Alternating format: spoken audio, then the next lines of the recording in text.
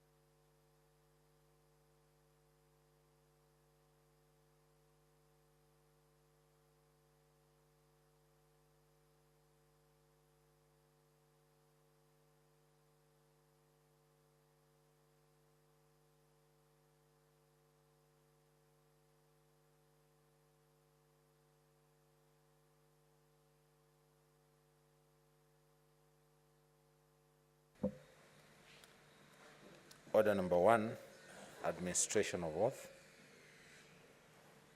Order number 2, communication from the chair.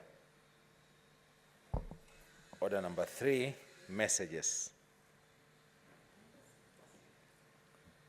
Order number 4, petitions.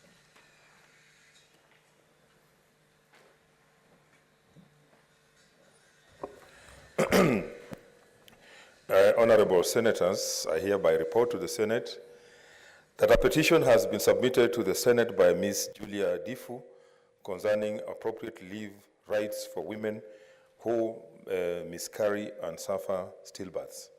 As you are aware, under Article 119(1) of the Constitution, and I quote, every person has a right to petition Parliament to consider any matter within its authority, including enacting, amending, or repealing any legislation. Honorable Senators, the salient issues raised in this petition are A, that Section 29 of the Employment Act 2007 makes provision for maternity and paternity leaves. The Act does not provide a definition for maternity leave. However, practice has been such that maternity leave is entitled to a woman who has given birth. B, that working women who miscarry or experience stillbirths are only allowed compassionate or sick leave, which is inadequate for them. The loss of a pregnancy for a woman has profound effects associated with physical and mental effects, which make it difficult for a woman to work. Additionally, the psychological and social effects of pregnancy loss may be severe and long-lasting. These effects are often misunderstood by society, thereby leaving the victim disenfranchised. See that the Employment Act is silent on cases where a woman miscarries or experiences a stillbirth, on the need to allow such a woman a leave period for recovery, which may include medical or psychological treatment. D, that women who miscarry and experience stillbirths are entitled to the highest attainable health care. Furthermore, a woman who has had these experiences should not be expected to work and operate with normalcy, and therefore time for recovery should be allowed in such instances.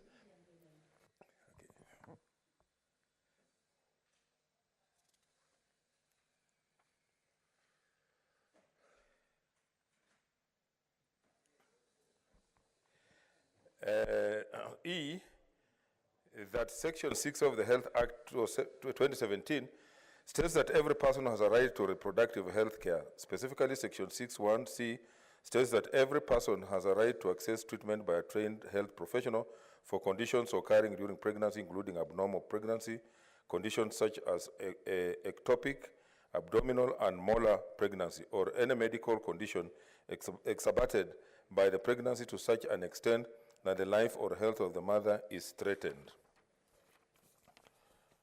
The petitioner therefore prays that the Senate intervenes in the matter with a view to introducing an amendment to the Employment Act to make a provision for appropriate leave for women who miscarry and experience stillbirths during pregnancy.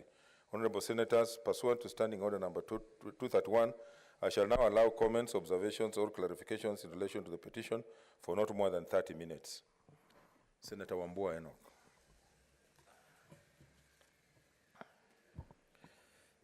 Thank you, Mr. Speaker. Mr. Speaker, I stand in support and in solidarity with the petitioner, Ms. Julia, on this matter of leave of absence from work denied to women who have the misfortunate thing about miscarriage. Mr. Speaker, it is true that the Employment Act is very, very clear on maternity leave and paternity leave. That parents who are blessed with children are given some sufficient time, I think in the very least 3 months, Mr. Speaker, to attend to the newborn and celebrate the new birth. Mr. Speaker, I am really impressed by the thinking of this petitioner, that a mother who has miscarried would actually require a lot more time for both psychological and even medical attention. And Mr. Speaker, the prayer by this lady, the petitioner, is properly before this House. That perhaps the time has come, and because, Mr. Speaker, that petition has been brought to the Senate and not the National Assembly.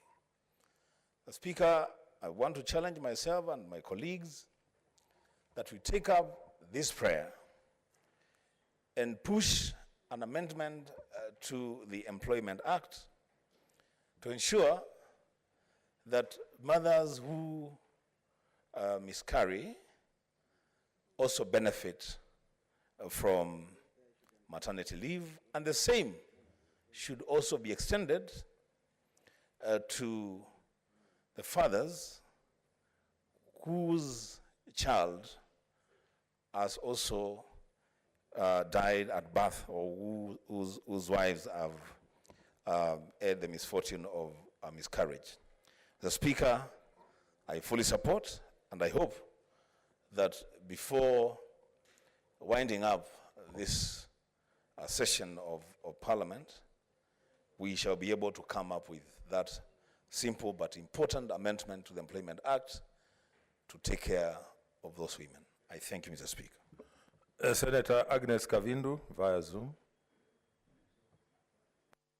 Mr. Speaker, thank you for giving me this opportunity to contribute to this very important petition from this lady, and I congratulate her for this such a wonderful petition. Mr. Speaker, it is true and Yes, Senator Kavindu. yes, can you hear me, Mr. Speaker? Can you hear me? We can't see you. Yeah, my nini has a problem, but you can hear me. I'm on my way coming there, but I can contribute if you allow me. Can you hear me, Mr. Speaker? We can hear you. Are you coming to the chamber? Yes, I'm coming to the chamber right away. Okay, maybe I'll give you an opportunity once you arrive. Can I contribute? No, then come and contribute here then. because we can't see you. Okay, then. Okay, Let me come and contribute okay. right there. Let's Yeah. have Senator Bogisho. Mr. Speaker, I just wanted to use this opportunity to support this petition. I really think that it's a very sensitive matter, and I'm just wondering why all along this has not come to our attention or to the attention of the Parliament. so that it would have been something that should have been considered a long time ago to amend the Employment Act and all other relevant acts of Parliament to allow for that. I do appreciate, Mr. Speaker, the parents who go through this kind of experience, and with no support, it can be very difficult. We've always thought that maybe the women who go through such have not actually had a birth, but you can tell, Mr. Speaker, that it's just unfortunate that the child died or stillbirth was experienced, but the person has gone through the process, and maybe even a more difficult process. And so I do think that this is a challenge to the Committee on Health, or any other committee relevant, to look at this matter and take appropriate action so that, and Speaker, the experience of this lady, the petitioner, and I want to thank the petitioner who, on behalf of other women, she's not just speaking for women, she's speaking for the men associated with the same issues. And so I want to say I support, and I hope that our committee responsible for this will expedite and enable us to quickly attain the prayers of this petitioner. Thank you, Speaker. Senator George Haneri.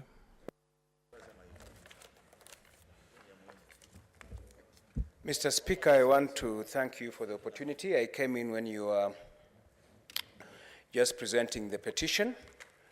But if I got you right, is that the petitioner wants us to amend Section 29 of the Employment Act so that maternity leave can also be given to mothers who miscarry. If I got it right, Mr. Speaker, then I want to say that I strongly support the proposal, or rather the petition by the petitioner.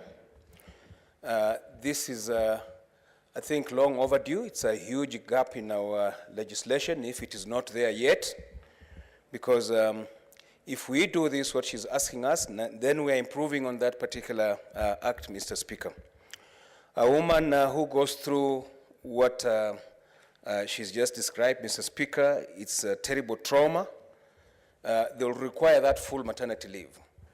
Otherwise, if they're not entitled to that, then it means they get double tragedy. You lose the baby, and you still have to go to work. So, Mr. Speaker, I just want to urge the committee that this matter will be forwarded to expedite, so that we try and see if we could do something before the end of the life of this Parliament. So I thank the petitioner for having confidence in the Senate of the Republic of Kenya. Mr. Speaker, we are getting a lot of petitions, as you've noticed, and this is because Kenyans have confidence in this House, that this is a House where they petition and their matters are resolved. So we just want to urge the committee, we must maintain that good name and ensure that this matter is expedited, so that we work on it in the requisite 60 days. I thank you, Mr. Speaker. Senator Musurve. Thank you, Honorable Speaker, for the opportunity. Kindly, Honorable Speaker, allow me to start by thanking Julia, who has brought this petition to this House.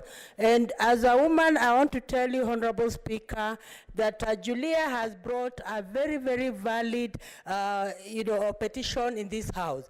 This is because there are so many women out there who are going through harrowing moments. They're looking for children, they've done their best, and by bad luck, they're not able to carry the baby up to the full term. That alone is psychologically traumatizing, and I want to say that it's painful for them, and they need a lot of time to heal, Honorable Speaker. And when you look at the Employment Act, it is very clear on the leave rights of full-term pregnancy. If a woman gets pregnant and delivers, the leave period is there. For stillbirth, it is also there. But I want to say, Honorable Speaker, there is a lacuna that needs to be filled, with regard to women who are on employment and they miscarry. They miscarry not out of their own accord, but it's just out of unfortunate circumstances, Honorable Speaker. And I will tell you for free, Honorable Speaker, that when you follow these women, you'll find that they spend a lot of money hopping from one doctor to another just to see how they can secure the full-term pregnancy. But because of sometimes fate, they end up not, going up to the full-term, Honorable Speaker. So I want to say, Honorable Speaker, that there's need to interrogate and there's need to really debate soberly on this bill so that it sees light at the end of the tunnel, light at the end, because, Honorable Speaker, women are suffering out there. And constitutionally, it is very clear that we are talking about, we are keen about addressing the issues of health. And Kenya is one of the signatories of state parties that signed and ratified the international laws that address the issue of health, Honorable Speaker. When you look at, the declarations that Kenya made, it committed itself to ensuring that there's good health for everyone. And this also addresses the SDGs that speak on wellness. This also addresses Article 43. It is even enshrined in our constitution. So, Honorable Speaker, if this petition sees the end of the tunnel, light at the end of the tunnel, we'll have implemented what is in the constitution. And it is our honor to defend the constitution, Honorable Speaker. So I support this petition. Thank you, Honorable Speaker. Senator Nyamunga Rose.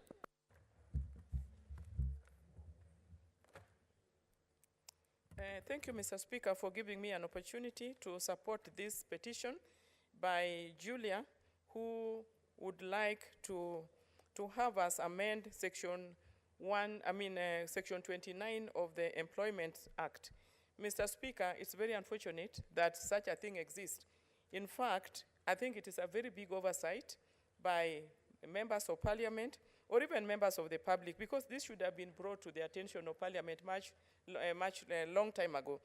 Mr. Speaker, anytime a woman is carrying a child, it is a very, very delicate and a long process that if you end up having that pregnancy terminated or losing such a child, you become more traumatized than the woman who has given birth and has a baby.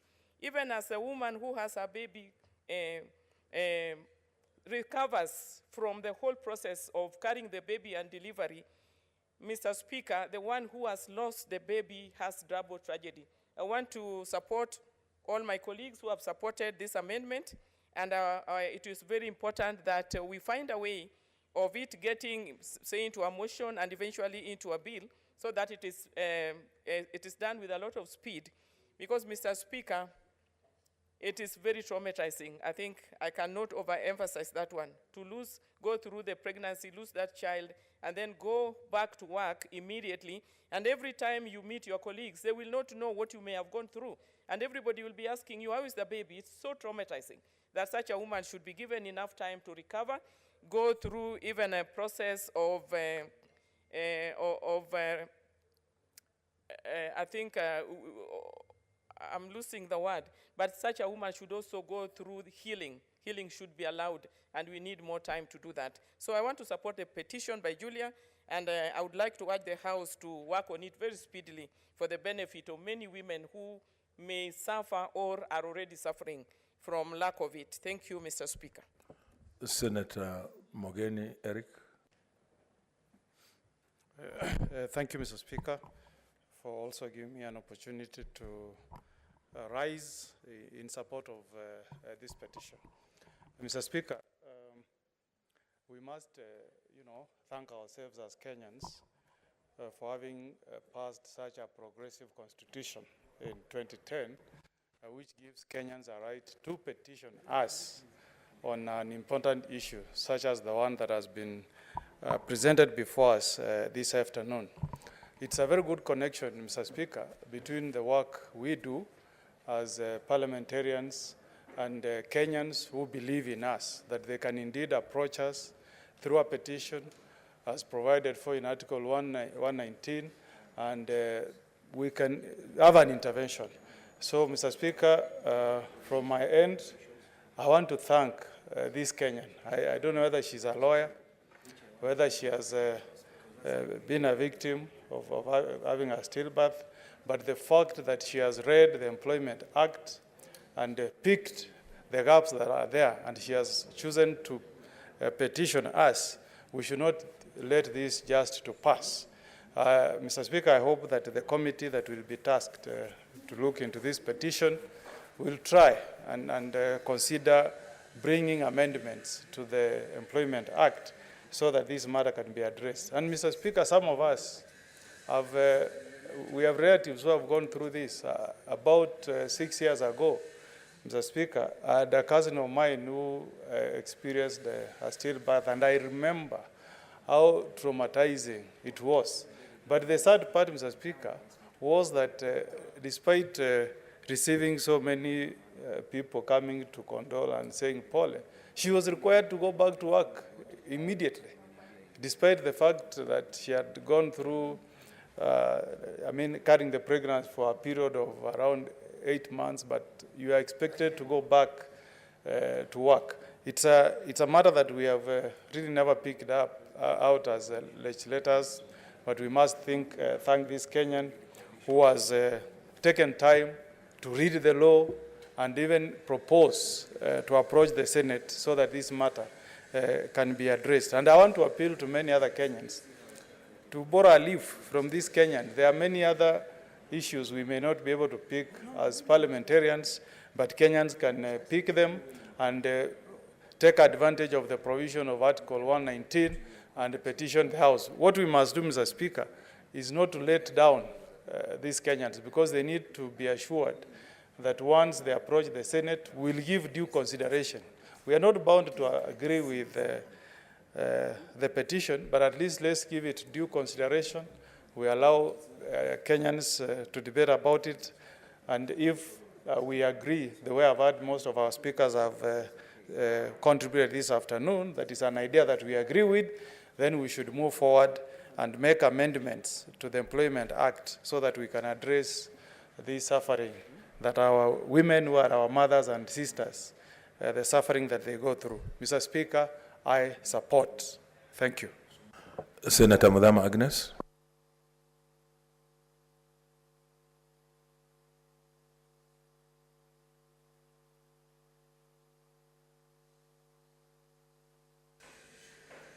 I don't have the mic. Okay.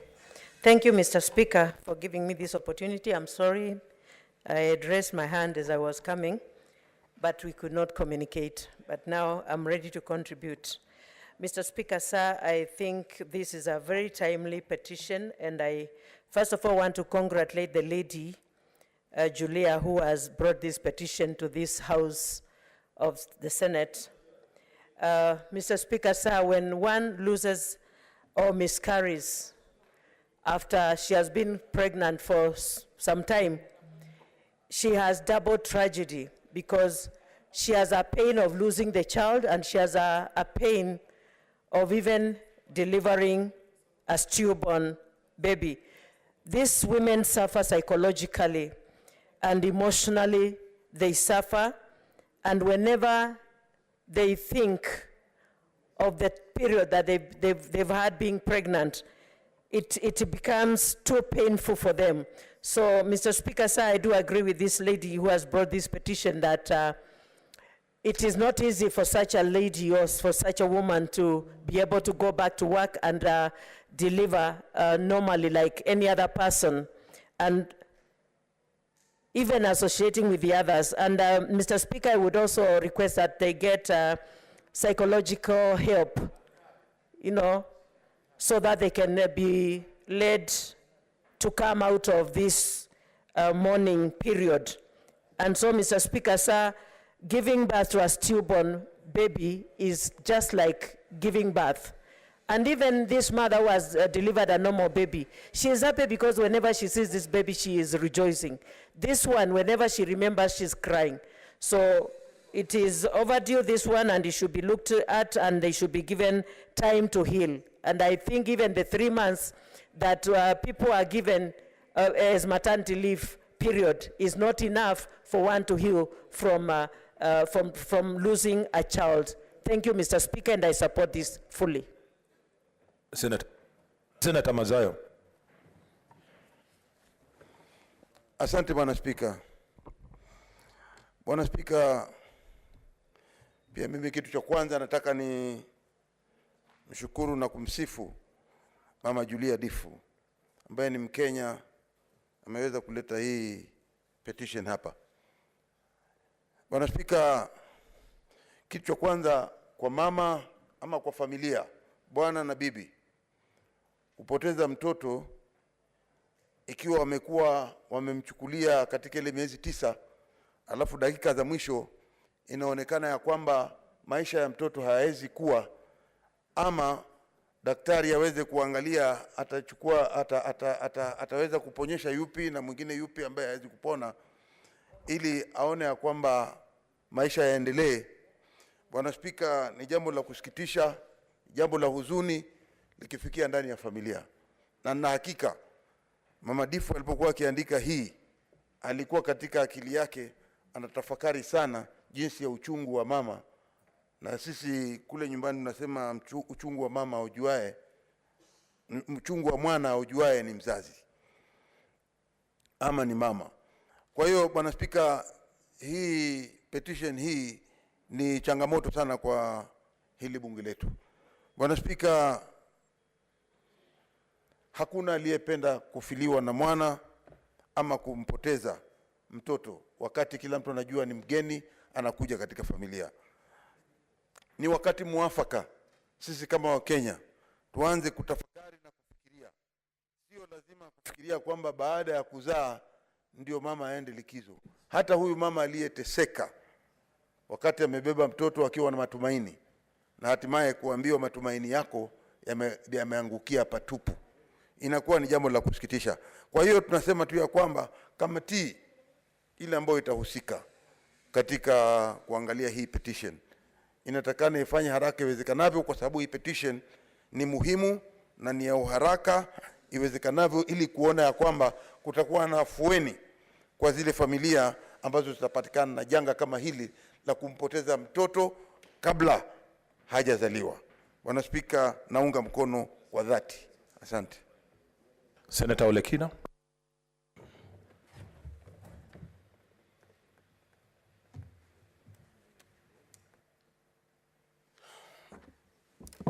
Thank you, Mr. Speaker. Mr. Speaker, I rise to support this petition. And from the onset, let me just say that every time when we receive petitions in this House, it reminds us of how unfair we are when it comes to drafting legislation. Because I think the drafters of the Employment Act ought to have considered that whether or not a baby is born alive, that parent still needs time to heal. They need time to be able to deal with the difficulties that has occurred to them. And I think it behooves us now, even during this process, and I hope the Labour Committee will initiate amendments to the legislation so that it can actually take into consideration some of these silent issues raised on that petition.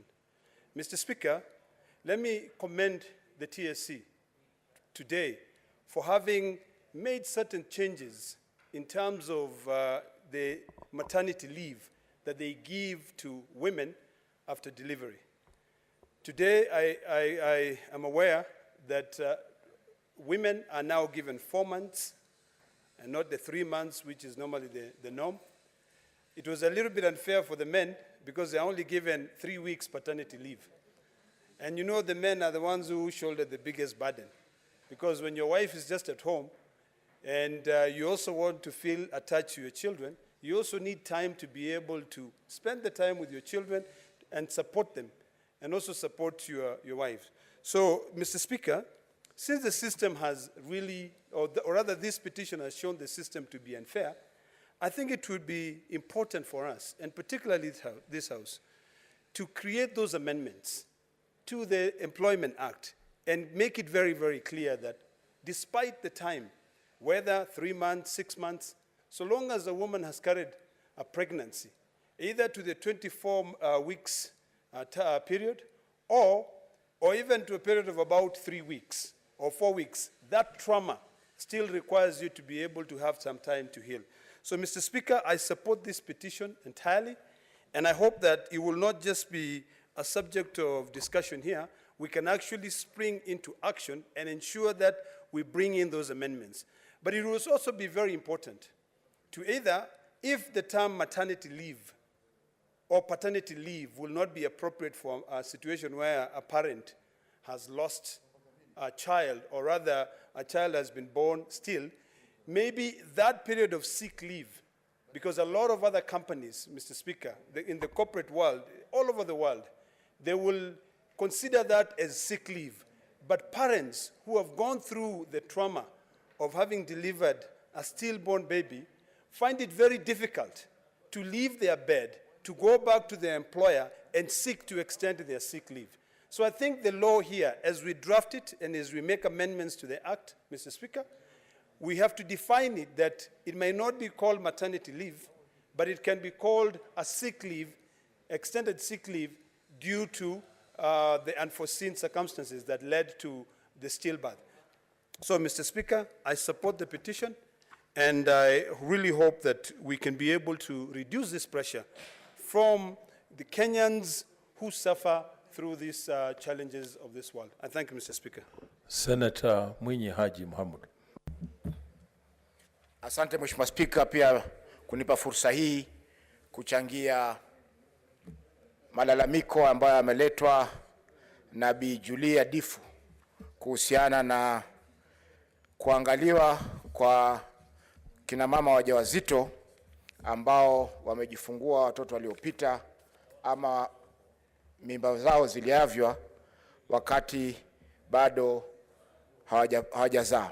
Mheshimiwa Spika, lalamiko hili Mheshimiwa Spika linazungumzia mambo mazito kabisa katika sheria yetu na vile vile katika katiba, kwamba kila Mkenya ana haki ya kupata ama kupatiwa huduma ama standard of health, yani huduma za kiafya ambazo ni za hali ya juu kabisa. Mheshimiwa Spika, mambo ya uzazi ni katika vitu muhimu sana katika afya ya binadamu, na kwa hivyo kina mama ambao wanajifungua lazima haki zao Mheshimiwa Spika zilindwe. Mheshimiwa Spika, tumeona kwamba sheria inabagua wale ambao wamezaa na watoto wakapita na wale ambao wamezaa na watoto wao wakawa wako hai. Kwa hiyo Mheshimiwa Spika, swala hili lazima liangaliwe kwa haraka, kwa sababu Wakenya wengi hususan kina mama wanapoteza haki zao wakati sheria iko wazi ya kuangalia swala kama hili.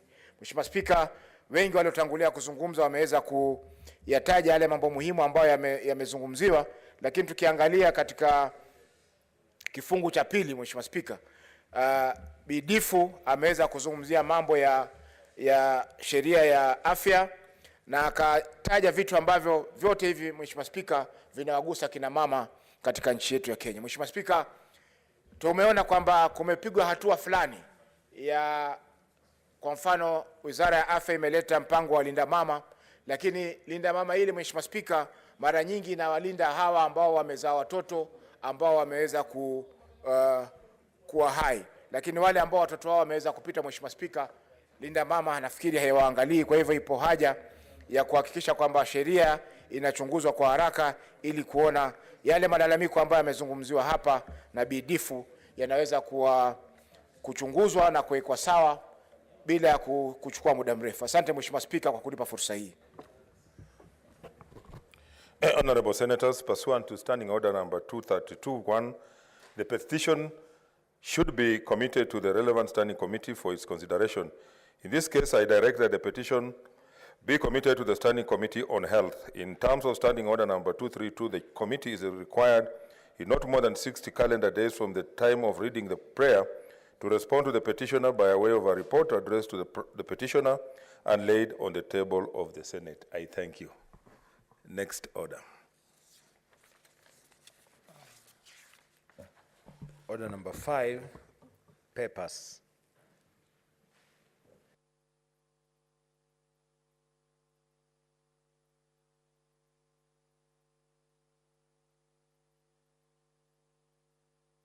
Yes, Leader.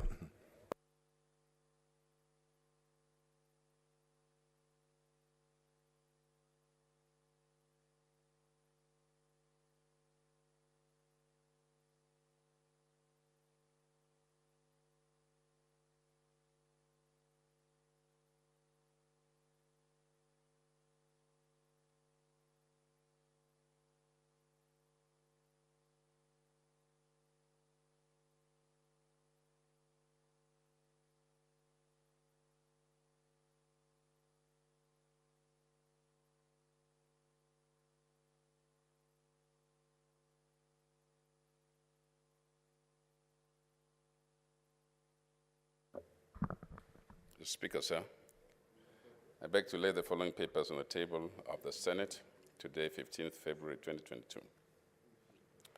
1, traffic driving driving instructors and driving licenses rules, legal notice number 28 of 2020. 2, report of the Auditor General on the financial statement of Kajiado County Executive Staff Loan, Car Loan and Mortgage Scheme Fund for the year ended 30th June 2019. 3, the report of the Auditor General on the financial statement of Uasin Gishu County Emergency Fund for the year ended 30th June 2019. 4, the report of the Auditor General on the financial statement of Uasin Gishu County Assembly Mortgage and Car Loan Scheme Fund for the year ended 30th June 2019. 5, report of the Auditor General on the financial statement of Uasin Gishu County Education Revolving Fund for the year ended 30th June 2019. 6, report of the Auditor General on the financial statement of Migori County Assembly Car and Mortgage Scheme Fund for the year ended 30th June 2019. 7, report of the Auditor General on the financial statement of Kiambu County Education Bursary Fund for the year ended 30th June 2019. 8, report of the Auditor General on the financial statement of Uasin Gishu Bursary Fund for the year ended 30th June 2019.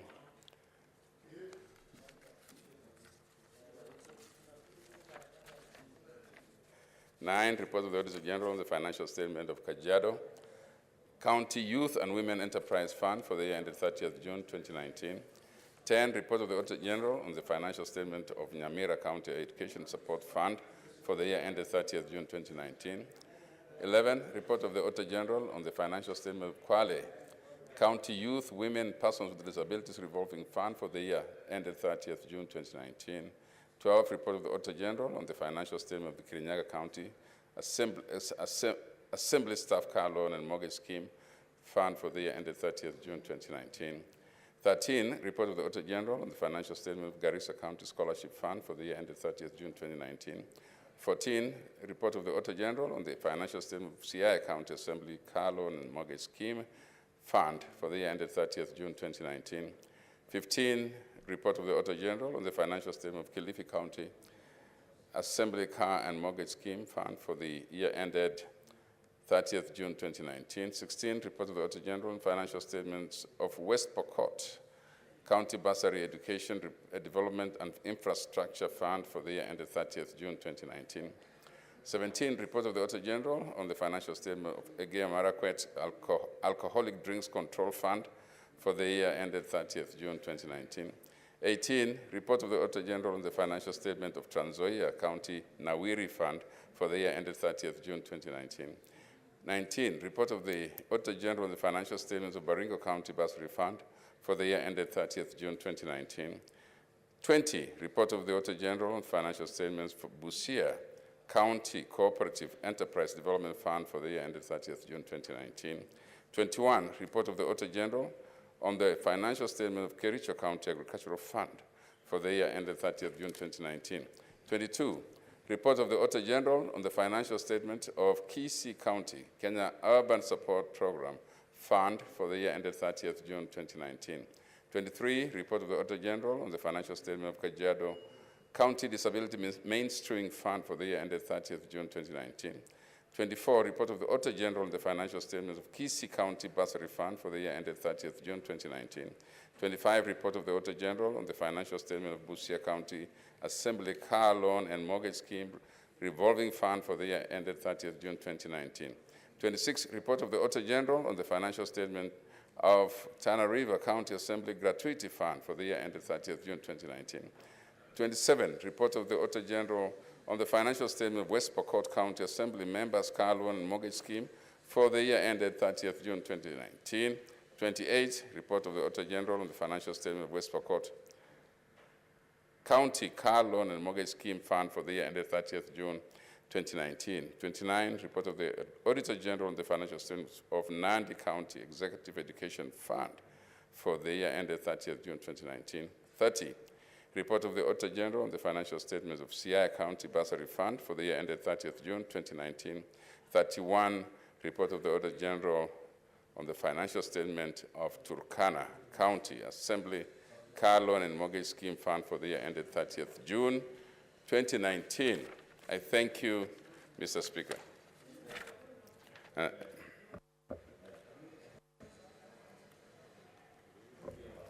Okay, next order.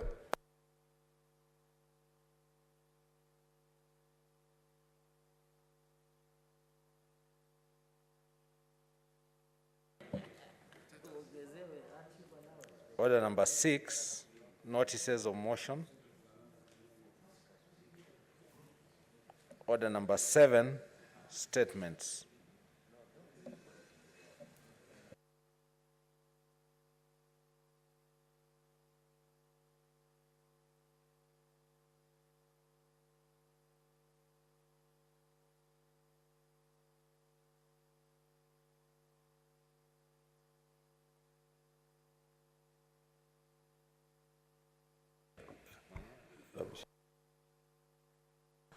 Senator Bushiro.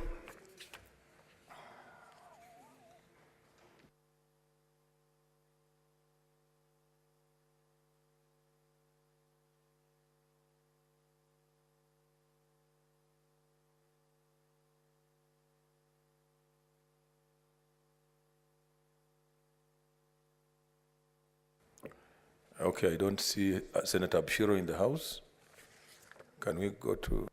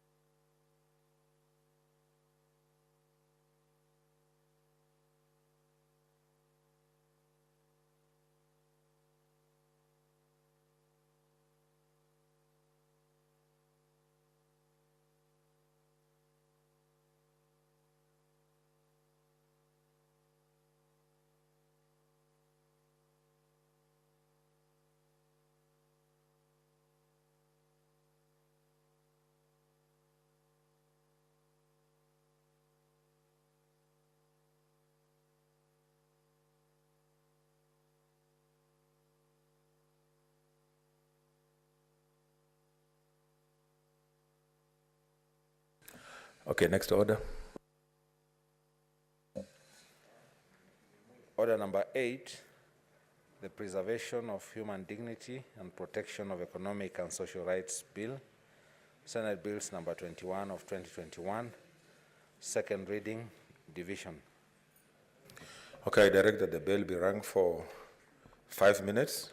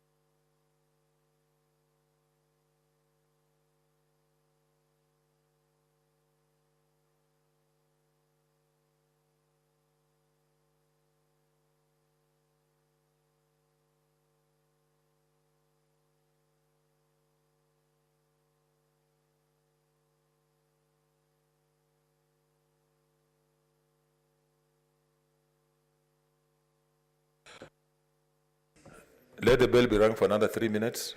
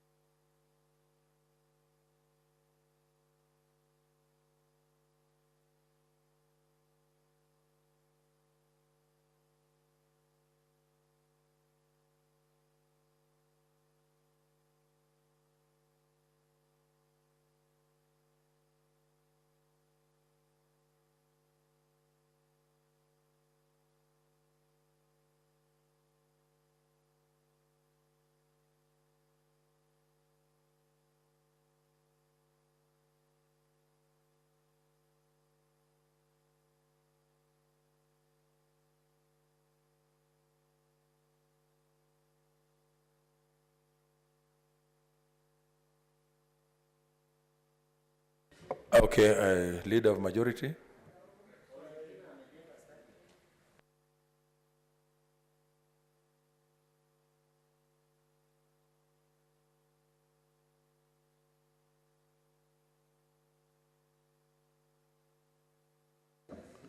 Mr. Speaker, sir, I wish to request that pursuant to Standing Order 61.3, the putting of the question on this bill be put to a later date, be deferred to a later date.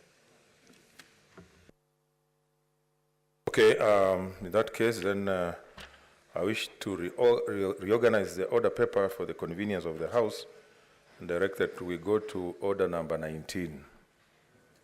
Clerk. Order number 19, the Special Needs Education Bill, Senate Bills number 44 of 2021, second reading.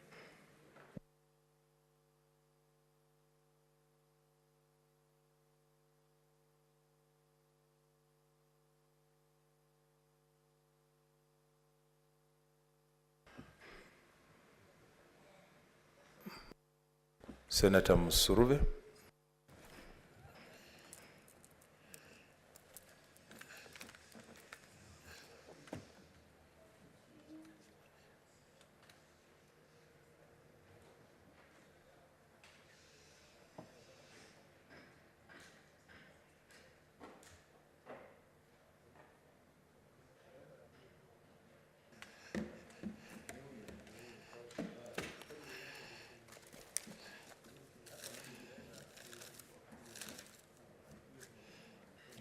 Thank you, Honorable Speaker, for the opportunity. And I seek to move the bill on special education. And Honorable Speaker, probably I feel it's just well-meaning to let you know and the House know why I have a passion on special education. Honorable Speaker, at one point in life, What's your point of order, Senator Bogisho?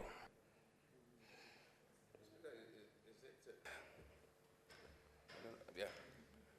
Speaker, is it in order for my good friend, Senator Msuruve, to proceed as if she had moved the motion when she actually hasn't?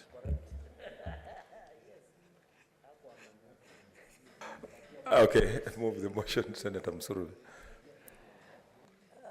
Thank you, Honorable Speaker. I seek to move the bill on special.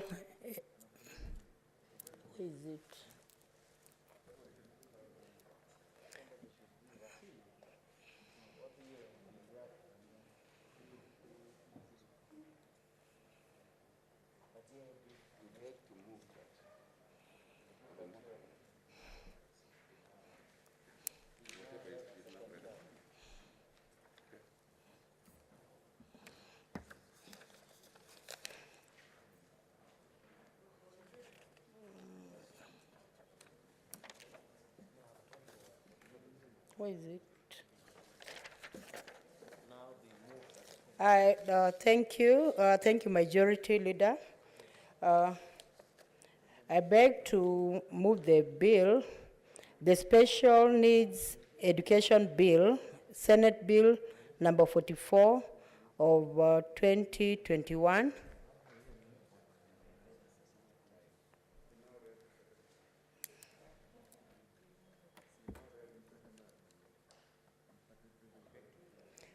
Thank you, Honorable Speaker. And Honorable Speaker, I want to say that I really have a strong passion about special needs education. And I want to say that this move, the innate desire I have comes as a result of having taught in a special school. I was a high school teacher at St. Angela School for the Deaf, where I taught language. And I also did my first degree in special education. And I saw the lacuna that was there, Honorable Speaker. And I also, in my master's, I tried to fill the lacuna by writing books. And Honorable Speaker, I want to say that even though in my academia I did special education, Honorable Speaker, I did not have a platform to implement legislatively the lacuna that I saw. But Senate has given me a platform in which I'm able to fill the lacuna.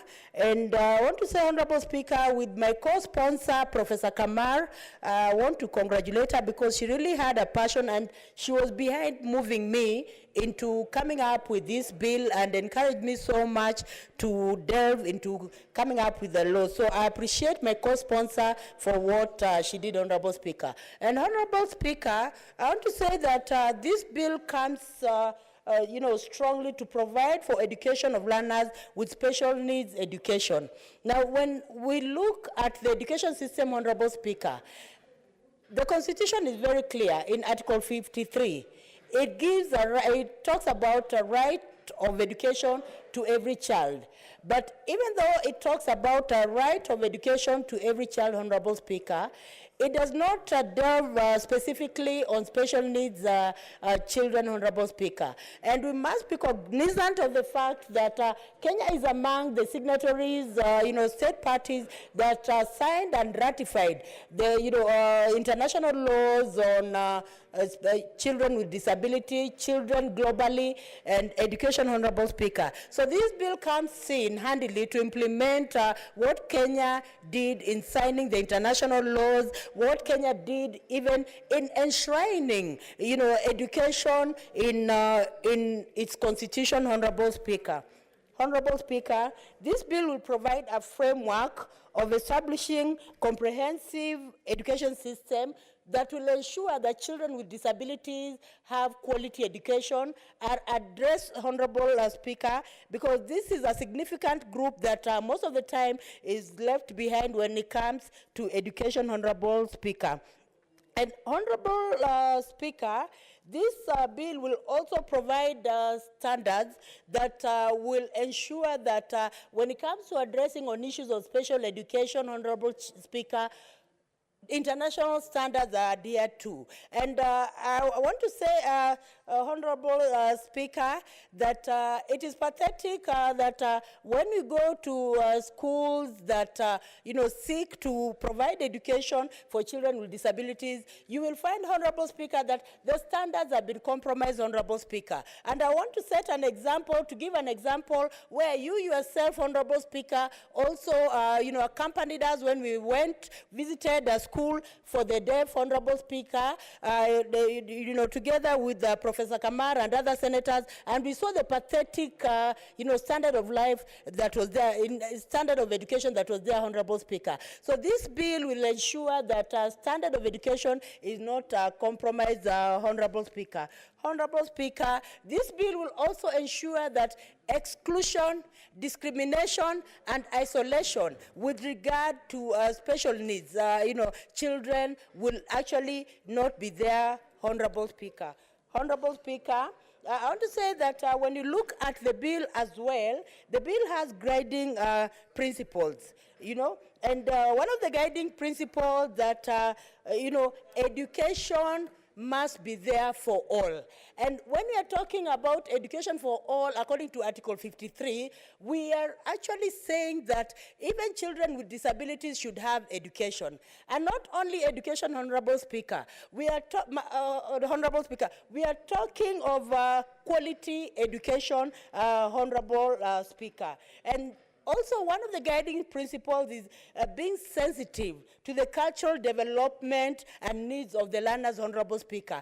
It must be very clear, Honorable Speaker, that when we are talking about learners with disabilities, they're not, on an equal footing. They're diverse. We have some learners who are deaf. We have some learners who are blind. We have some learners with physical disabilities. We have some learners with developmental, challenges, Honorable Speaker. And all these learners cannot be treated equally, Honorable Speaker, because every learner has a special need that needs to be addressed, Honorable Speaker. So this bill will ensure that learners are treated in a manner in which that their specific needs will be addressed, Honorable Speaker.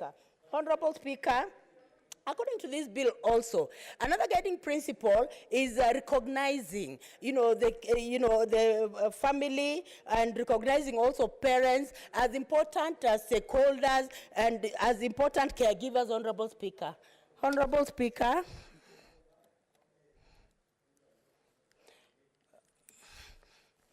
Honorable Speaker, so I want to say, Honorable Speaker, that sometimes when it comes to children with disabilities, it is unfortunate that people take them from a different paradigm.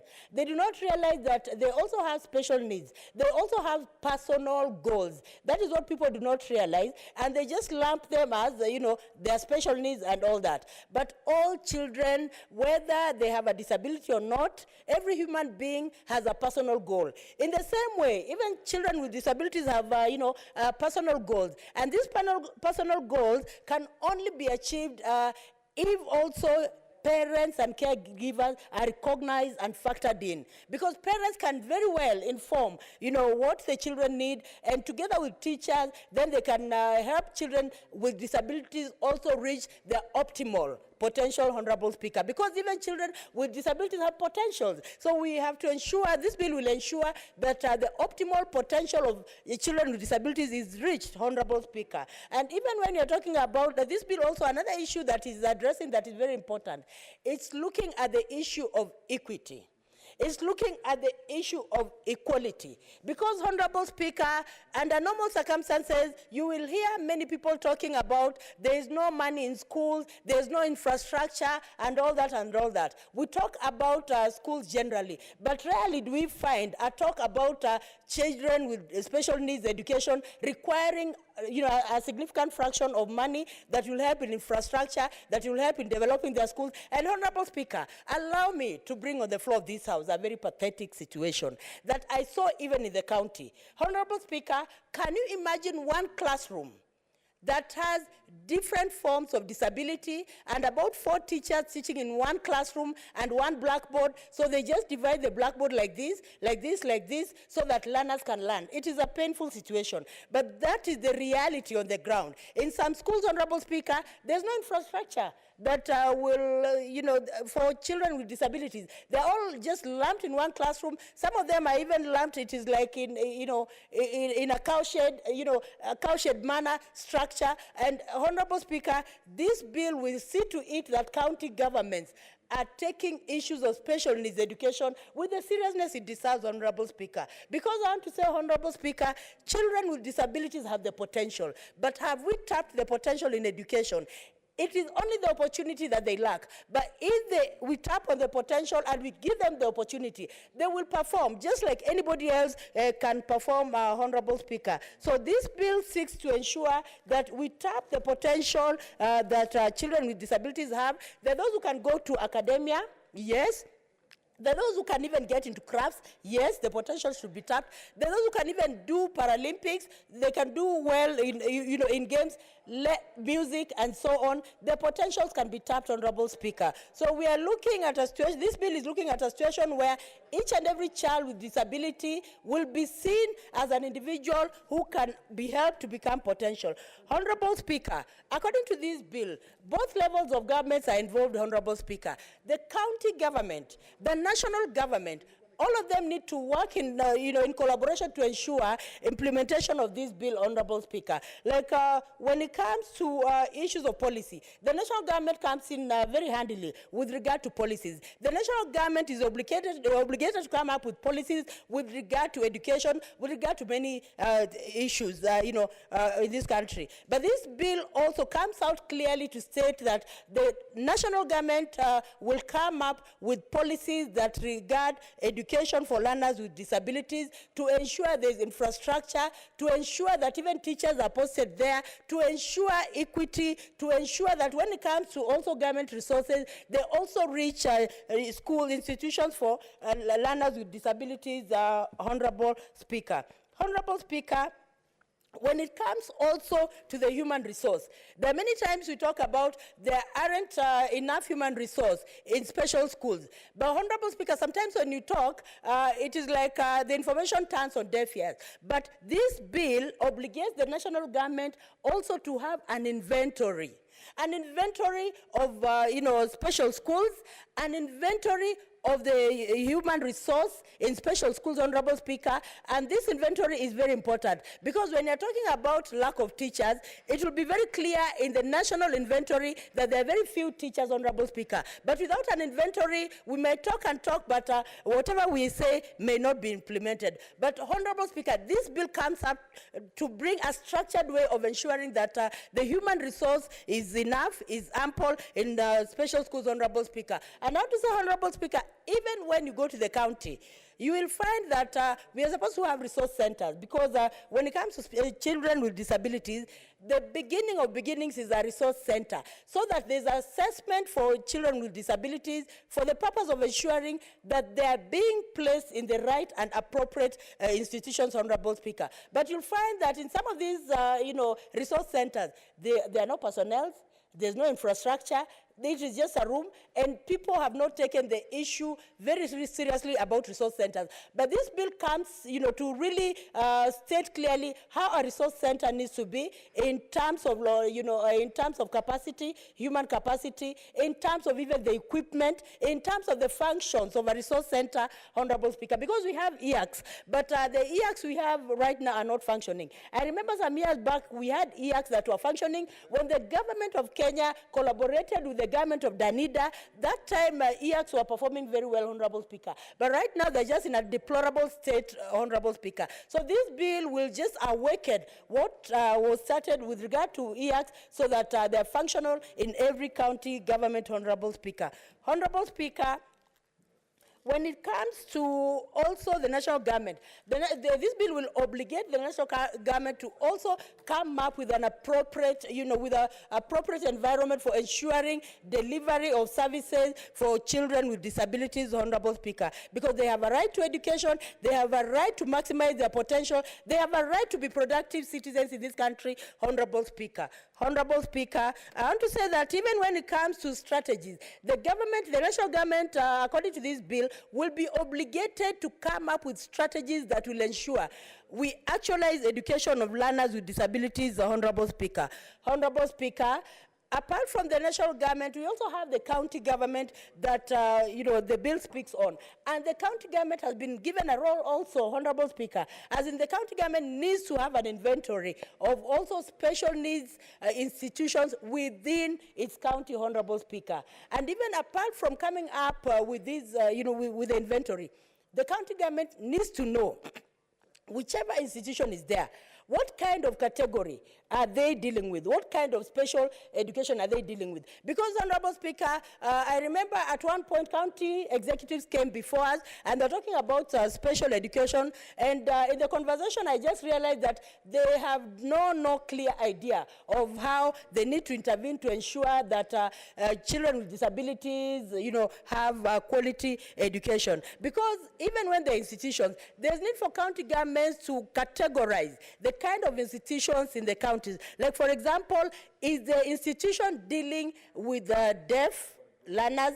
Is the institution dealing with the VI, that is visually impaired? Is it dealing with the physically impaired, Honorable Speaker, or developmentally challenged? Because most counties just talk about having special needs education institutions, but they don't have different categories. And when you look at it, Honorable Speaker, this is a very unfair way of dealing with special needs children, Honorable Speaker, because they're not the same. Every child needs an individualized educational plan. And with an individualized educational plan, Honorable Speaker, then it means that every child can, self-actualize, Honorable Speaker.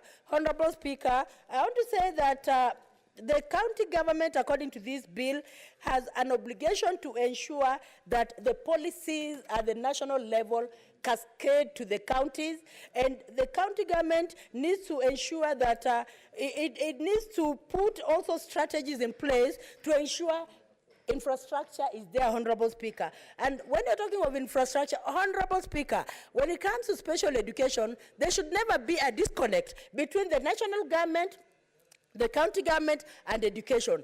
There is need for a tripartite relationship, Honorable Speaker, of the national government, county government, and education, Honorable Speaker, when it comes to implementation. Because the national government cannot work alone.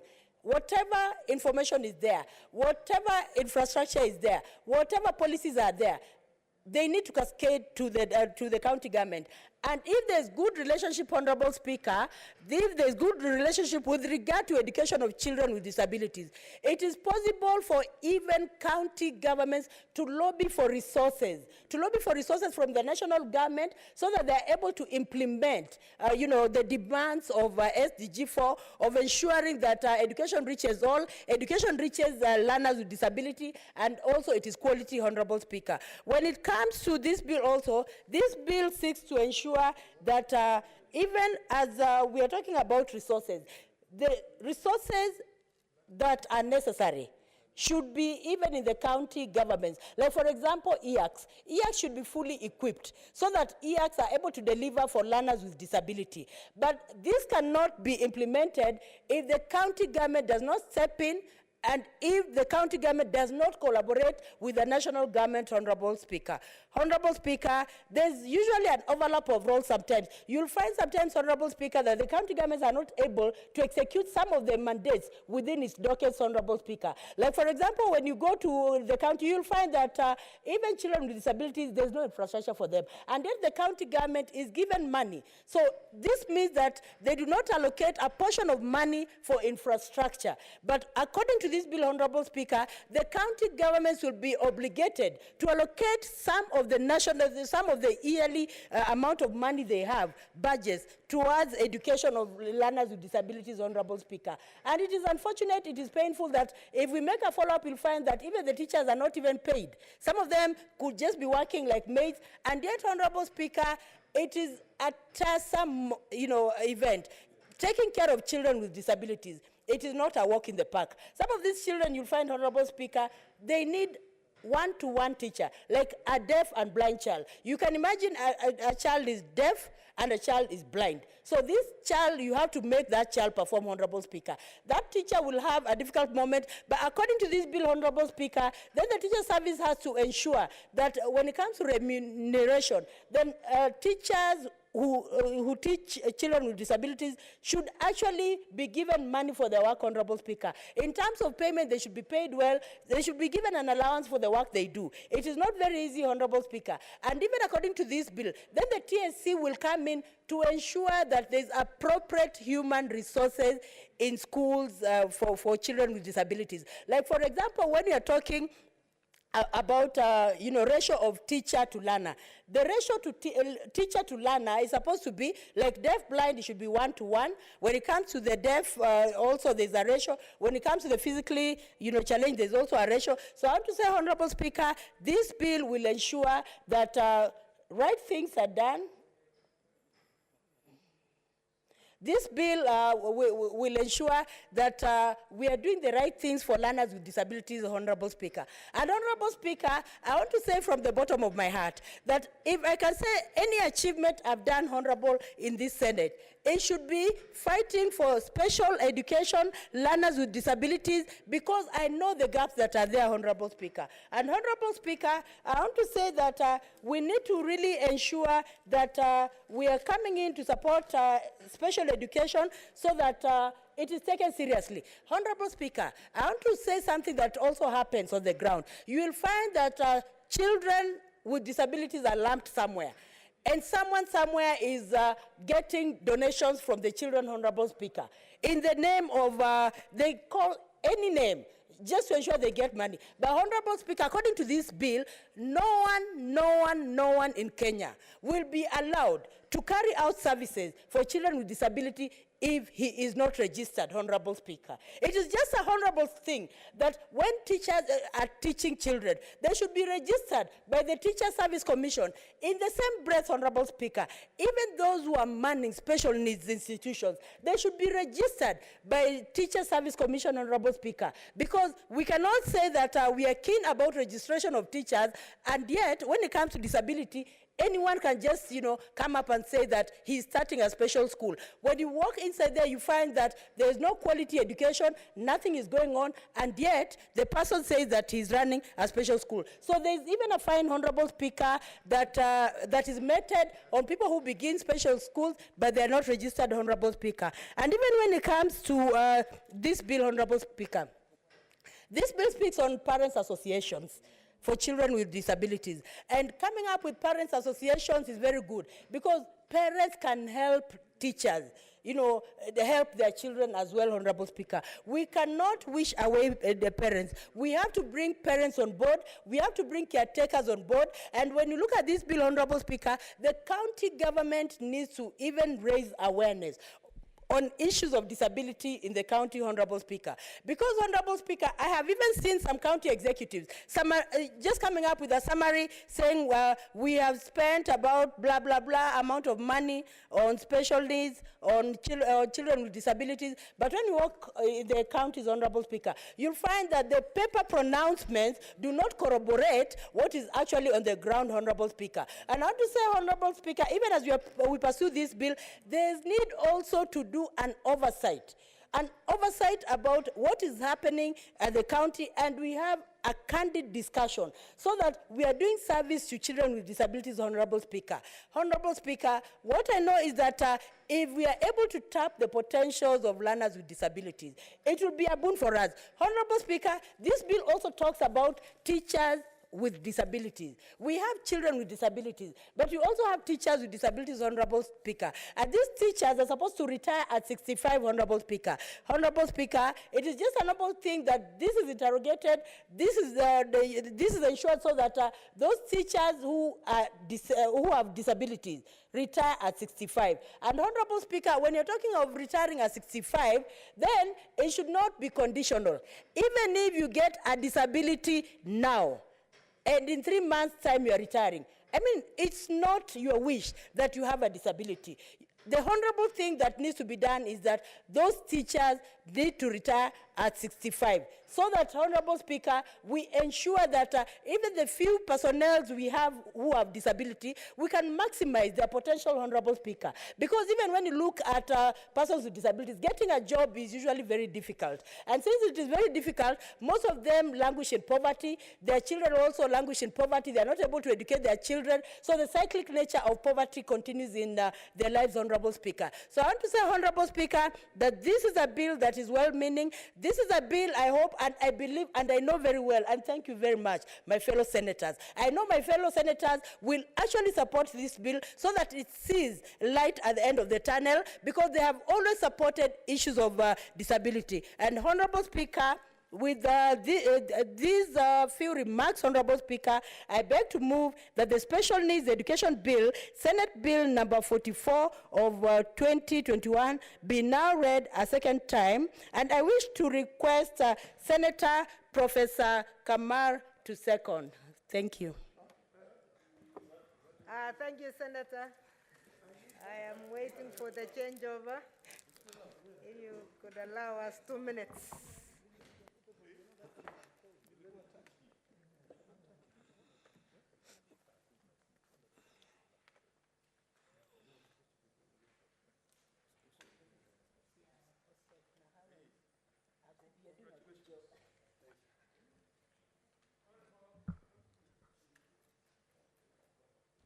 Senator Professor Kamar.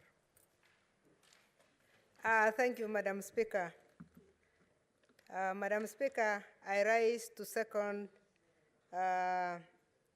this bill on the Persons with Disabilities, the Persons with Disabilities Amendment Bill 2020.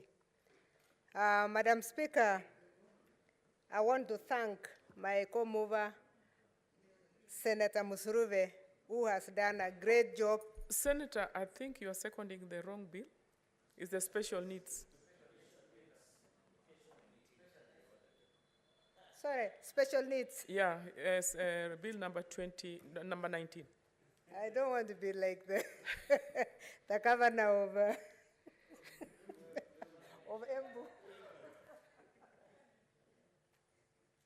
I don't want to be like the governor of Embu, who read 2 bills and then who read 2 speeches and could not second the right one.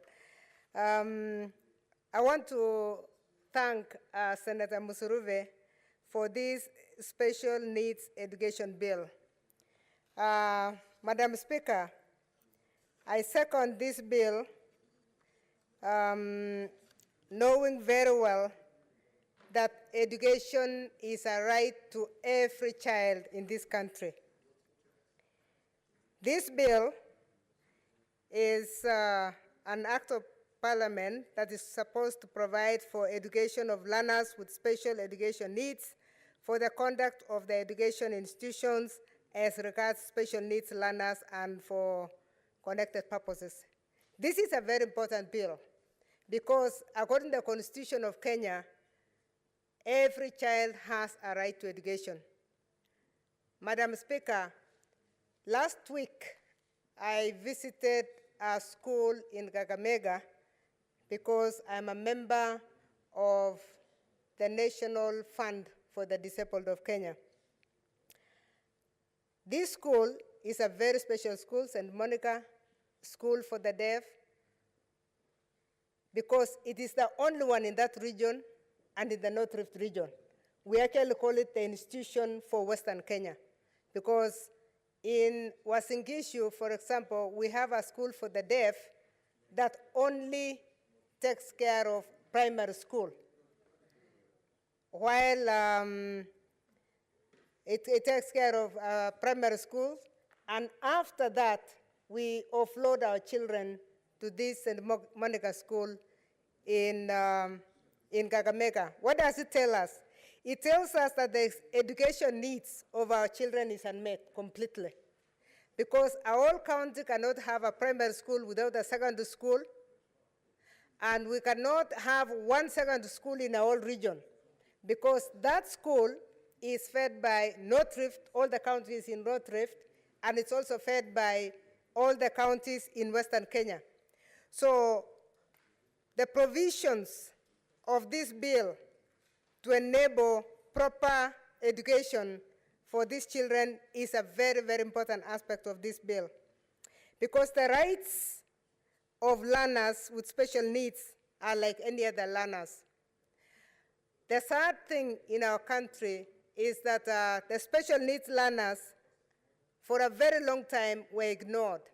And we need to know that if we don't educate these children, they become a burden not only for the families that they come from, but they also become a burden to the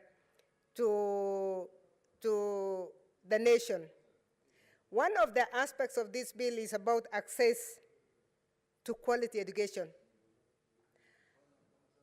Madam Speaker, I have visited special schools in Meru, in Embu, and in Sholo in the last year under the same program that we have been in. And accessibility to education for a special child is not just accessing the school and having one teacher, like most schools have done.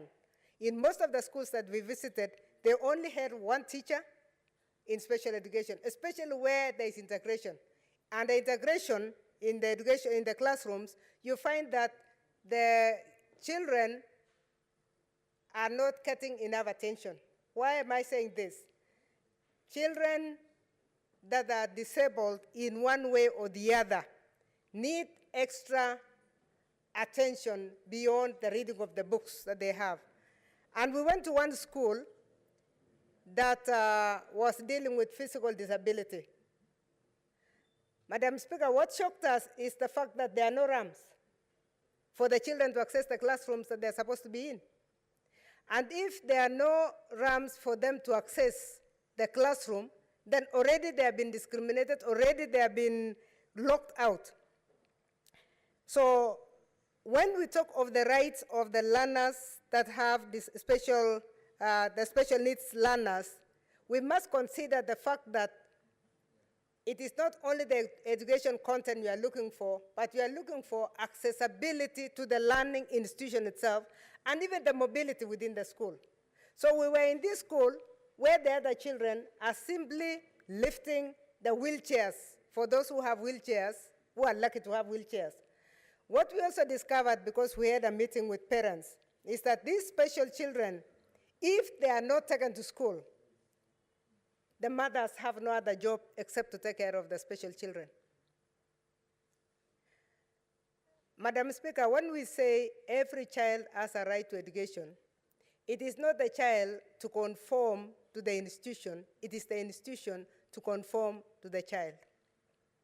So that every child who is school going should be in school at the same time. So most of these kids, we discovered again, were late in going to school.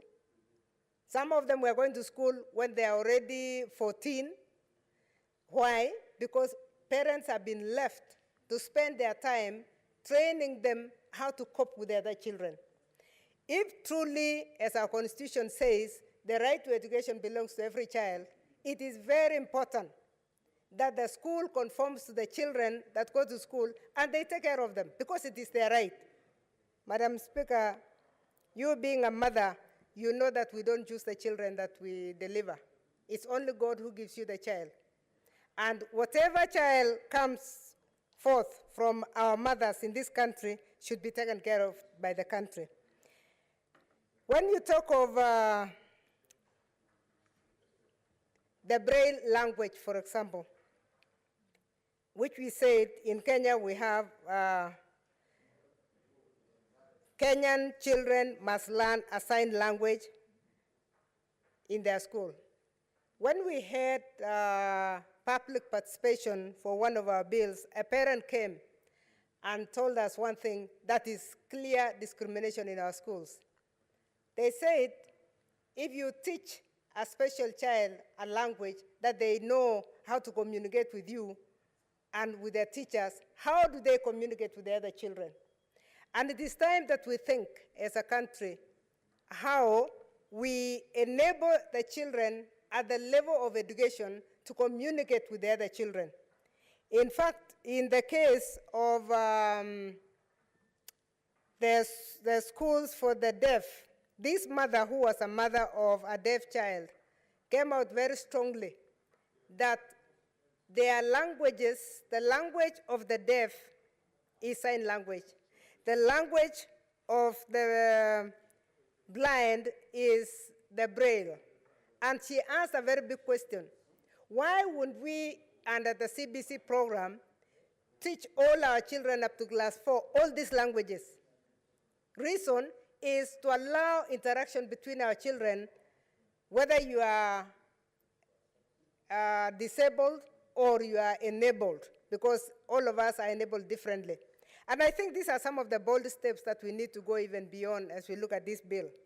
That as CBC is coming out, it is very important they start addressing how these children can enjoy, because for you to enjoy wholesome education, there is no education that should shut out the playtime. And during playtime, these kids must interact with the other children so that we don't just isolate them. I know the Ministry of Education has been talking about interactive sessions for these children. In fact, I went to another school and we discovered that the children from the neighborhood had visited the school as one of their CBC activities. But then when they reach the school, when the children are deaf, they have their own other language of come, go, but that is not how these other kids have been trained to come and go.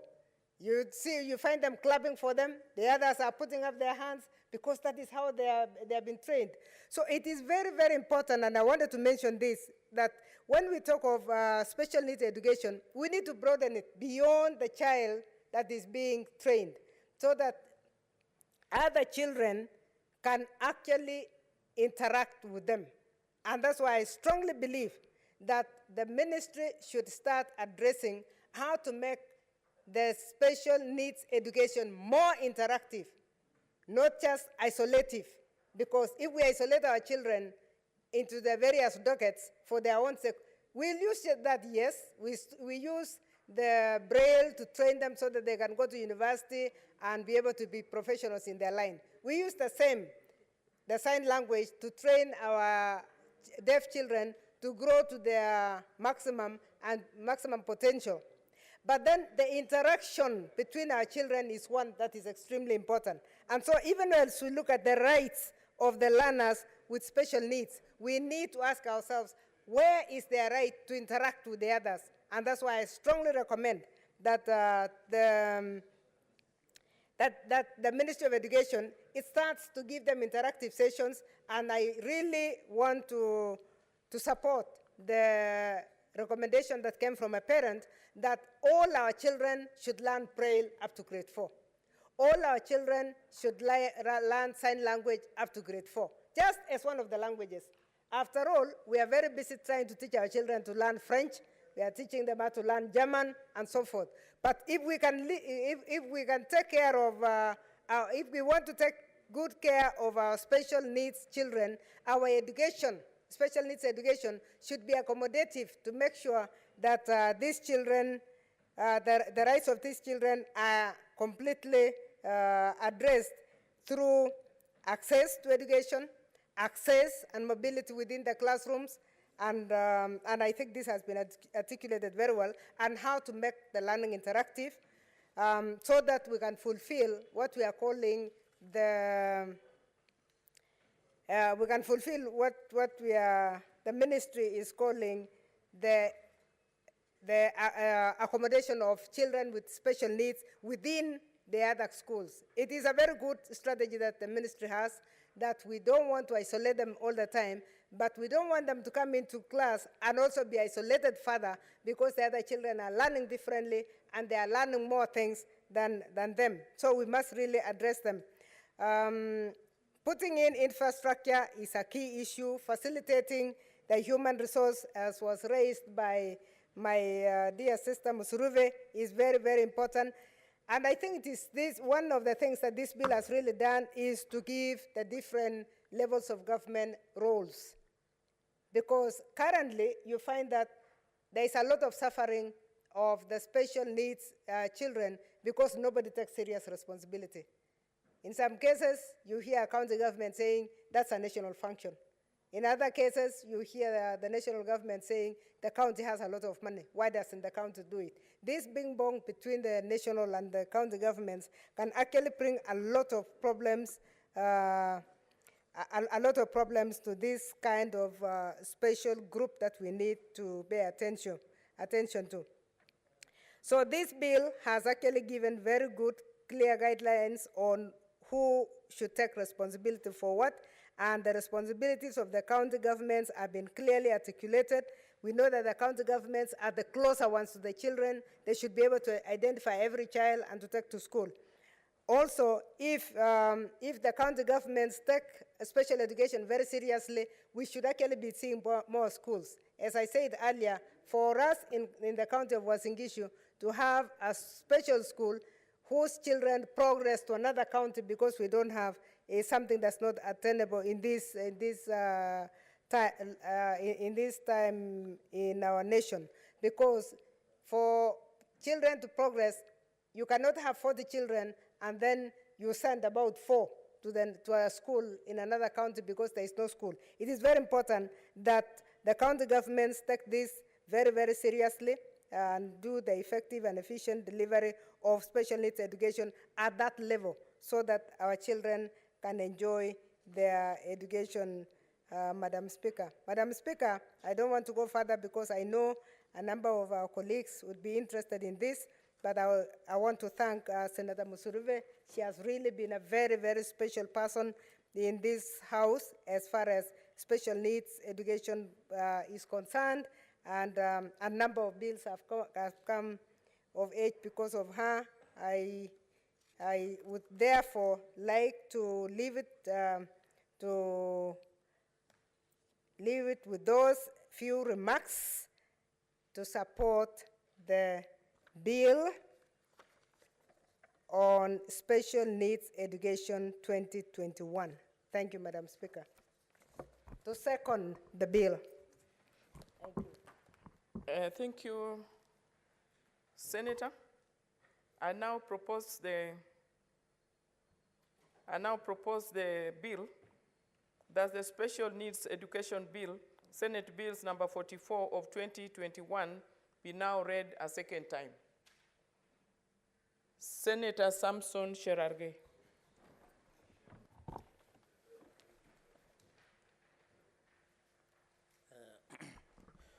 Thank you, Madam Speaker, for this opportunity. From the onset, I want to congratulate the sponsors of the bill, Senator Gertrude Musuruve and my neighbor, Senator Margaret Kamar. I think this is a very straightforward bill. When you look under Article 43 on economic and social rights, one of the key assessment, and that is where we are moving, the Special Needs Education Bill. Madam Speaker, I think these are straightforward because when you look under Article 43, the right to access to quality education must be defined. The establishment of Economic and Social Council of Human Rights, where we are moving from civil, red, and blue rights as envisaged, and now it is very important because we are moving to economic and social rights. Madam Speaker, when we say quality education, it doesn't mean only children who are only able-bodied or who do not have a problem either of impairment in their bodies, but they must have a quality access to education. And I think to give meaning the quality education, we must look also for the special needs part, Madam Speaker. Of course, the issue of Kenya Sign Language is one of the milestones that the current Constitution of 2010 has put in place as part of, apart from English and Kiswahili, Madam Speaker. And therefore, I think it is very important that when we talk under Article 34 and 35 on right to information and right to information held by anybody, it does not mean to the people who hear, read, and listen. We must also ensure that people who do not see can listen, those who do not listen can understand. And I think it is very important because this has been captured very well. And that is the intention of the drafters, that we don't leave the rest of Kenyans who are people living with disability.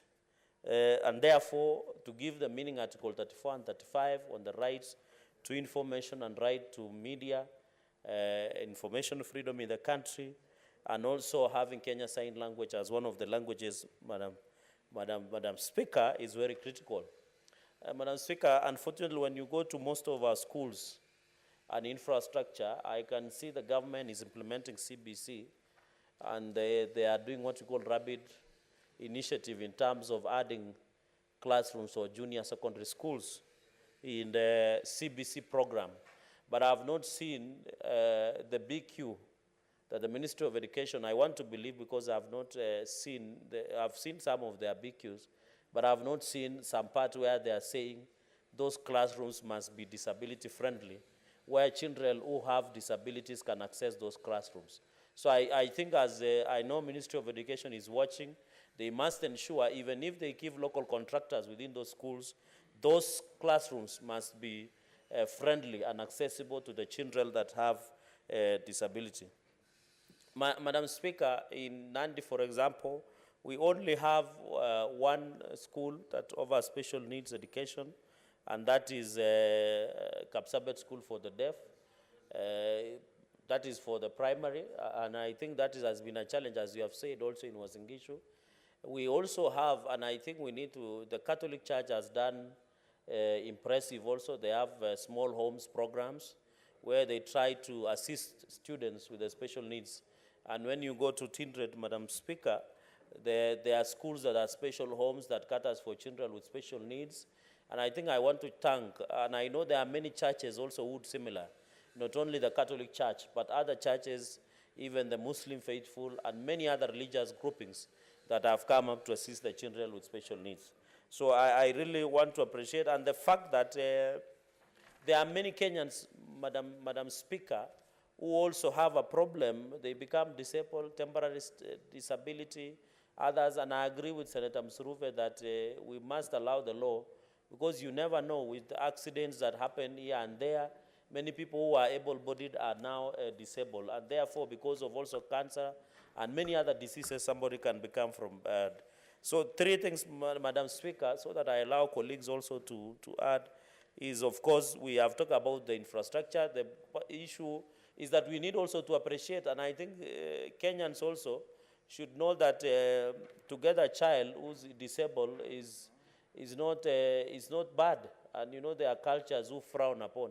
And I think it is very important that that we need also, I think the biggest challenge, Madam Speaker, you also being the sponsor, is that there should be acceptance from parents who unfortunately have children who are disabled. They should accept, and that is why I agree that they should be in-service capacity training, because when you go to most of our schools, be it primary schools, secondary schools, and universities, most of the teachers and even learners do not appreciate the unique diversity of the people or children or learners that are that are within the environment. So I agree that there should be an in-service capacity training. We want to see when the CBC are being trained to also teachers, Madam Speaker, there should also be some time from the TSC coordinators, TSC, and also in-service training, so that people can appreciate. And I think by saying recruitment training, including in-service, of educational to learners with special education needs, I think it is very important, and ensure that we are on the same path. Because sometimes people might not appreciate, You know, us, we have a challenge. Even if this house, we were to have an elected member of, I know we have number, but if we were to have an elected member of parliament and we have to use sign language, I highly doubt if a number of us, even 80% or 90% of the house can communicate. And that. But I want also to appreciate media houses. I've seen a number of media houses nowadays, they have sign language. I've also, interestingly, I can see even with now live transmissions, most of political rallies are now having also sign language, which is a good thing. And Senator Ledama can confirm that, because yesterday he was in Migori. Now, ensure that another access is appraise and review level of access to special educations.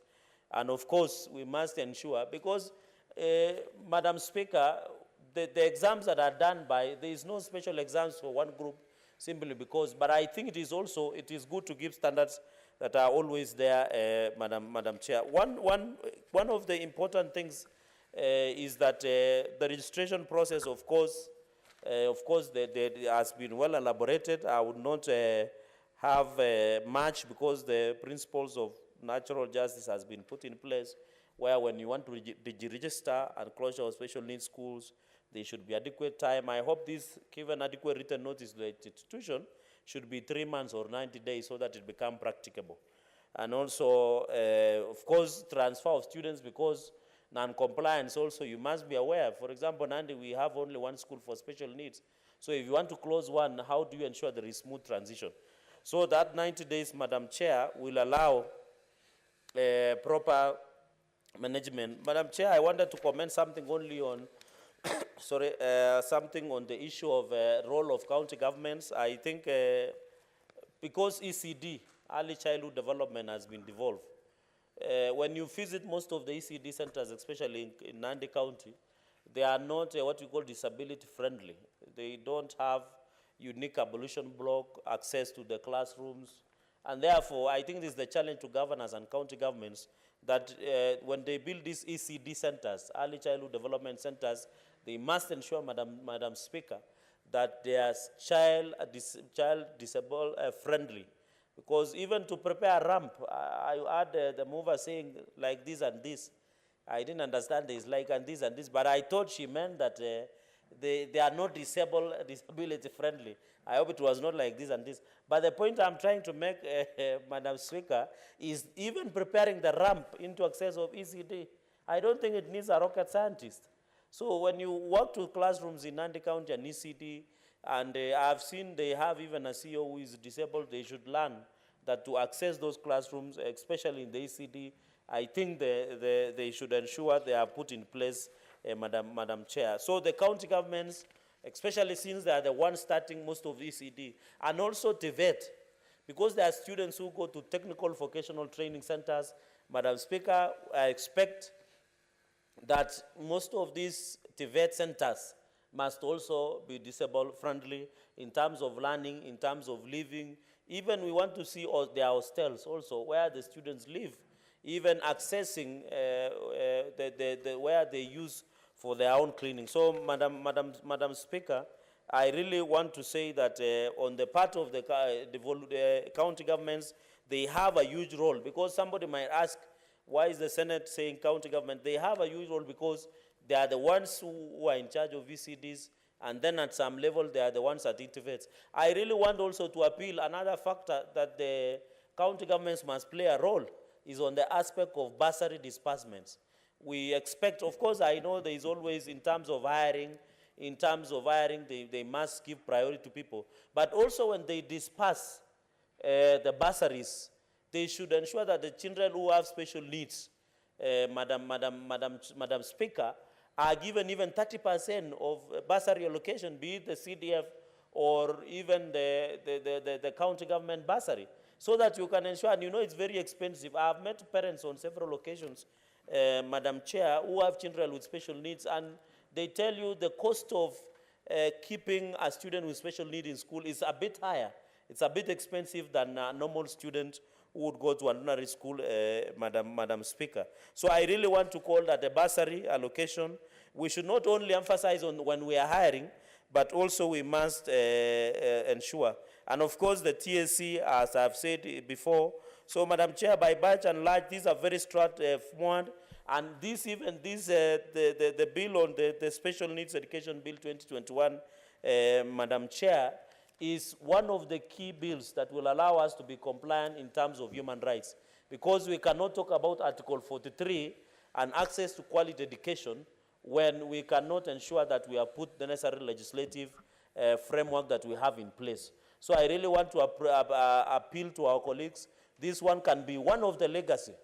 And I can assure the Senate that we can get an award for this, not only for the sponsors of the bill, but the entire Senate and even entire Parliament, because we are going into the waters that many people, even in Africa, they have checked, Madam Speaker, cross-checked, that in fact there are no or few countries who have complied in terms of putting a proper, not in mixing with the Education Act, but in terms of putting a proper, unique legal framework. So I think what we are doing here is ensuring that we respect the human rights of every Kenyan, the dignity of every child. We don't want any child who is disabled to feel that they are not part of this country, that they are not part of this nation.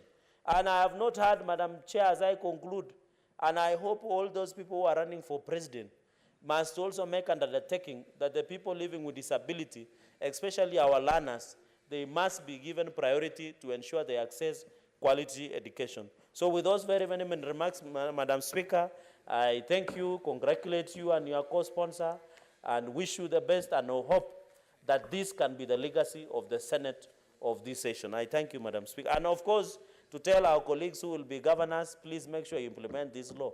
We don't want to call you back to come and ask you, why didn't you implement? And I know you are among who are eyeing that seat, so we expect you to be among the first one to implement the law. I thank you, Madam Speaker. Thank you, Senator Jerargei. Senator Milgo, Alice Chepkorir.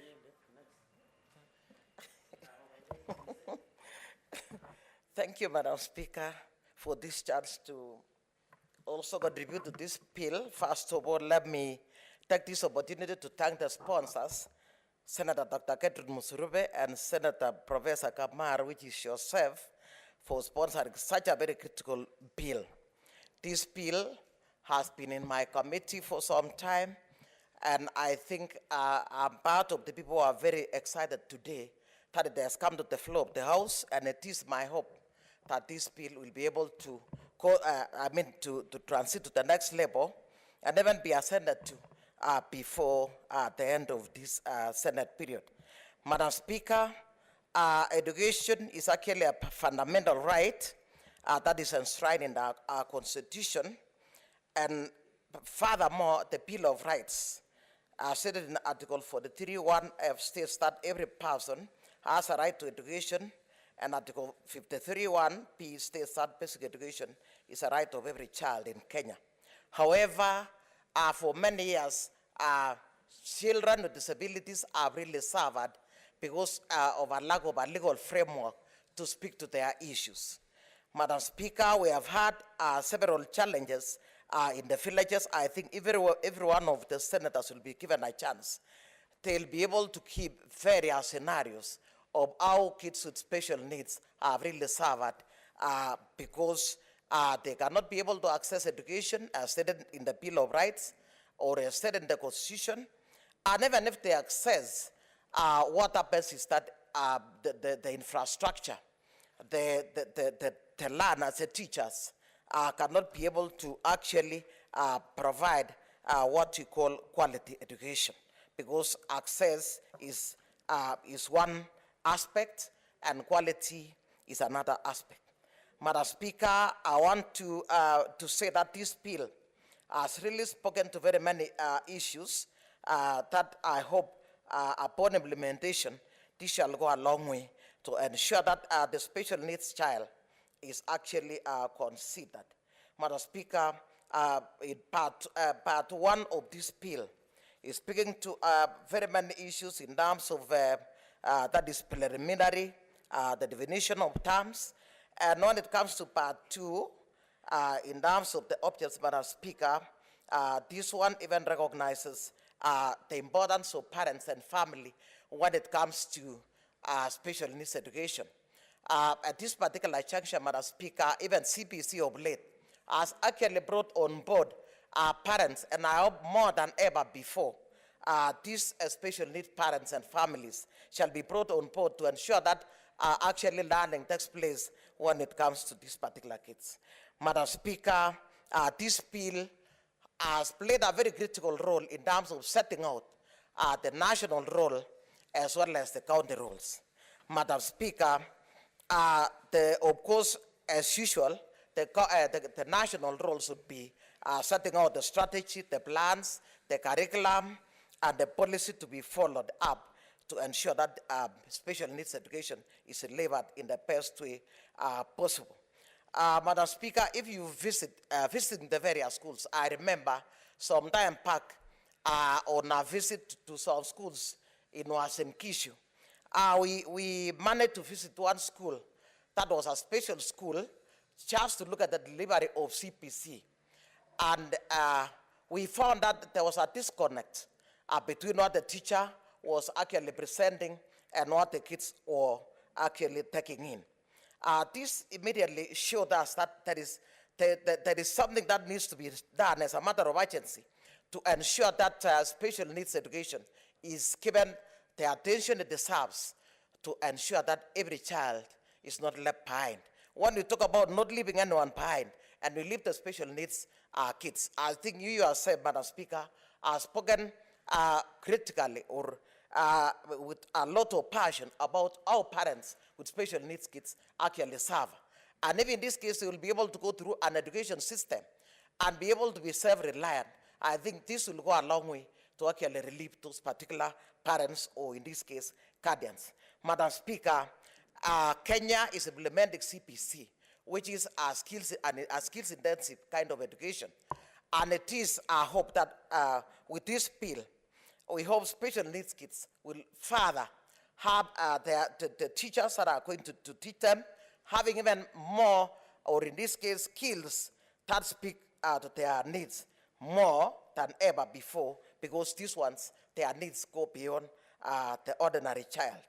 Madam Speaker, I want to say, apart from setting standards, we want to call upon the national government that whatever they do, they must ensure that they actually have the special supervisory unit, that what we usually call standards assurance unit, that would ensure that whatever has been set out to be implemented in the county governments is followed up to ensure that the proper standards are implemented. I say this, Madam Speaker, because ECD is one of the most challenging sector of education. While it is the foundation of education that must be delivered in the proper manner, most of the ECD centers in our counties, which is a function of the counties, is suffering a lot. One, because of the fact that the teachers that are supposed to teach in ECD centers are being tossed from one level to another.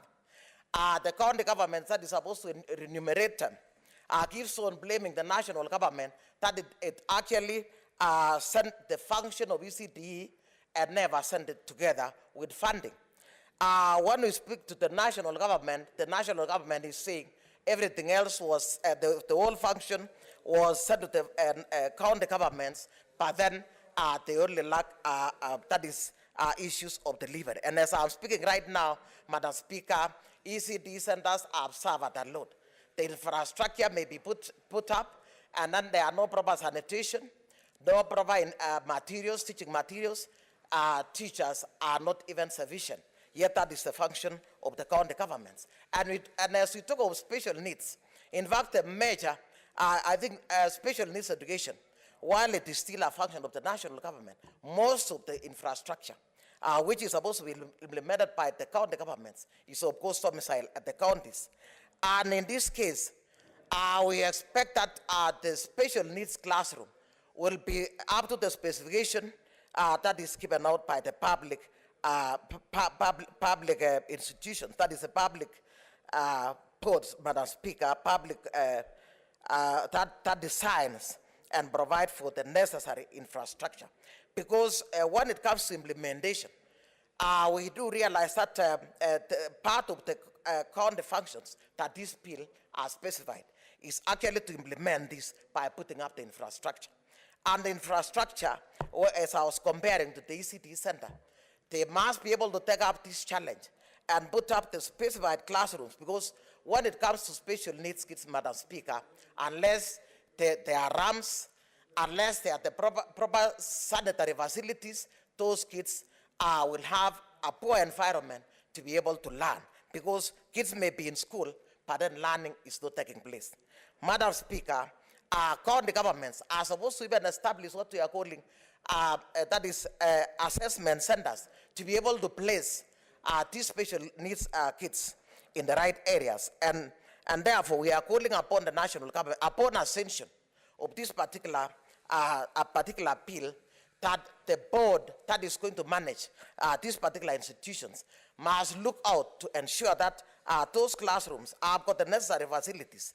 The committee that is going to conduct assessment will place kids at the right institutions so that learning will take place. Apart from this, Madam Speaker, even the schools that we shall have integrated special needs schools with the normal school, it must be ensured that all the necessary facilities that will ensure that these particular special needs kids learn are put in place. Madam Speaker, this bill has even considered issues registration, and I think registration is very critical to maintain a proper inventory, to know that where are the special needs schools, what do they need? Do they have the proper facilities? Do they have the right number of instructors or teachers? Do they have the necessary materials? Do they have whatever is set out in the standards that is laid by the ministry? Madam Speaker, this bill under part 4, which is registration, has also set out the reason for closing a special needs centers that are set up by private individuals. Madam Speaker, unless we are careful, earlier on I came to this house with a motion that was speaking to daycare kids that are supposed to be in ECD centers. And I said, this one here has been taken up as a lucrative business. And in most cases, we find that play group are actually trained behind homes that are not palatable, that are not conducive for learning. And if we are not careful to be able to look into this, we may find that there are special needs kids that are taken up and then they are put in very pathetic areas by private individuals in the name of doing business. Madam Speaker, I have a number in my county. I do not want to mention names, but then these kids are learning under very pathetic conditions. Madam Speaker, this bill has gone a long way to speak to a number of issues. The board, this board which will even include persons that have got special needs in order to be able to specify the needs in various institutions or special learners, the materials that are required to ensure that these kids are provided with the right materials. Madam Speaker, part 5 of this bill has also gone to speaking about identification, and I've already spoken to EAC centers that must be set up in the various counties to ensure that special needs learners are actually taken care of, or rather given the necessary facilities. Madam Speaker, I want to say, as I thank you once again, that with this bill passing, we also have the other bill, the sign language bill, and then we even have another bill that is still not brought on board, the interpreters bill that we are sponsoring with Senator Musurube again. I'm sure if these 4 bills will pass, the needs of the learners with special needs will have been taken care of. And what it is, we are only calling upon the concerned parties that these special needs learners are also Kenyans. They need to be considered, they need to be provided for. And then we want to call upon the county governments. I heard someone calling upon those people, our colleagues who are going to be governors, to ensure that whatever has been sent to the counties, one of the functions of the counties to ensure that they implement, because without implementation, such great bills can be there on paper, Madam Speaker, but then they just remain there without any implementation, and it will be of no use to any learner. With these very many remarks, Madam Speaker, I wish to once again thank Senator Musuruve for this great bill, and I hope it shall see the light of day. Thank you, Madam Speaker. Thank you, Senator Milgo. Senator Kajwang Moses Otieno.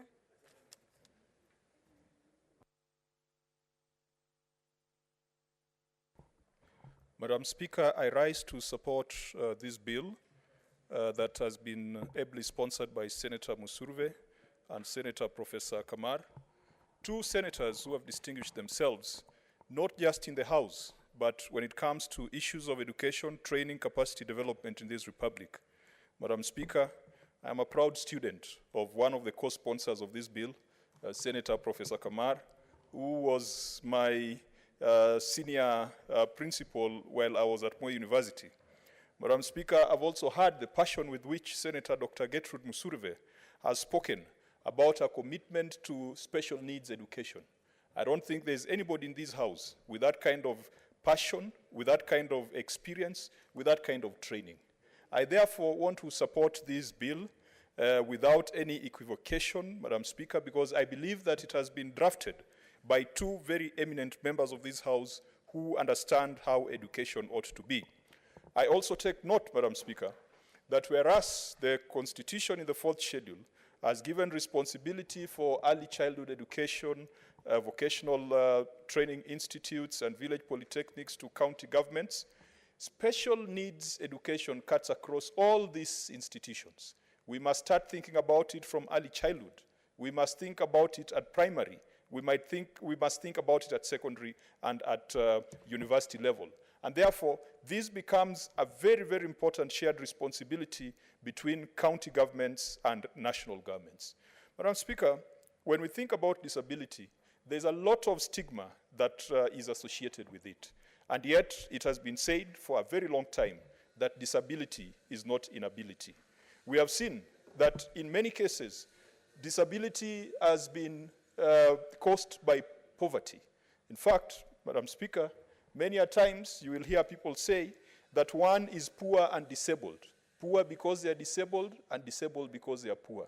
In many cases, it is poverty that has driven many young children not to undertake even the proper immunization and early childhood healthcare initiatives that then they end up with cases of disability. And Madam Speaker, I'm glad that Kenya is one of those countries that has largely eliminated polio, which in many, many years gone by was one major cause of disability amongst the population. I still see in my village elderly people who became disabled as a result of a weak vaccination regime back in the days. And you find that they missed certain vaccines, and as a result, they suffered polio and other diseases that were easily preventable. I'm glad, Madam Speaker, that even though we are still battling poverty, illiteracy, and disease, the aspect of disease that causes outright disability, issues like polio, have been brought largely under control. And I do hope that there will not be a resurgence, as has been seen in places like Nigeria, where religious beliefs are turning people away from getting conventional vaccination and health initiatives. Madam Speaker, the special needs education, as we have said earlier, needs to be looked at from all levels. And in my mind, I do not think that we should be generally advocating for segmentation or separation of special need students from the rest of the population. To the greatest extent possible, I do believe that this bill would want to advocate an integration framework. It might not be very feasible for us to say that the percentage of Kenyans who have special needs should be segregated and placed in different institutions that only cater for their needs. To the greatest extent possible, we need to make it clear to our children that any child you come across with a hearing disability, with a speaking disability, with a mobility disability, there is nothing different between that child and your child or your brother and sister who is fully able.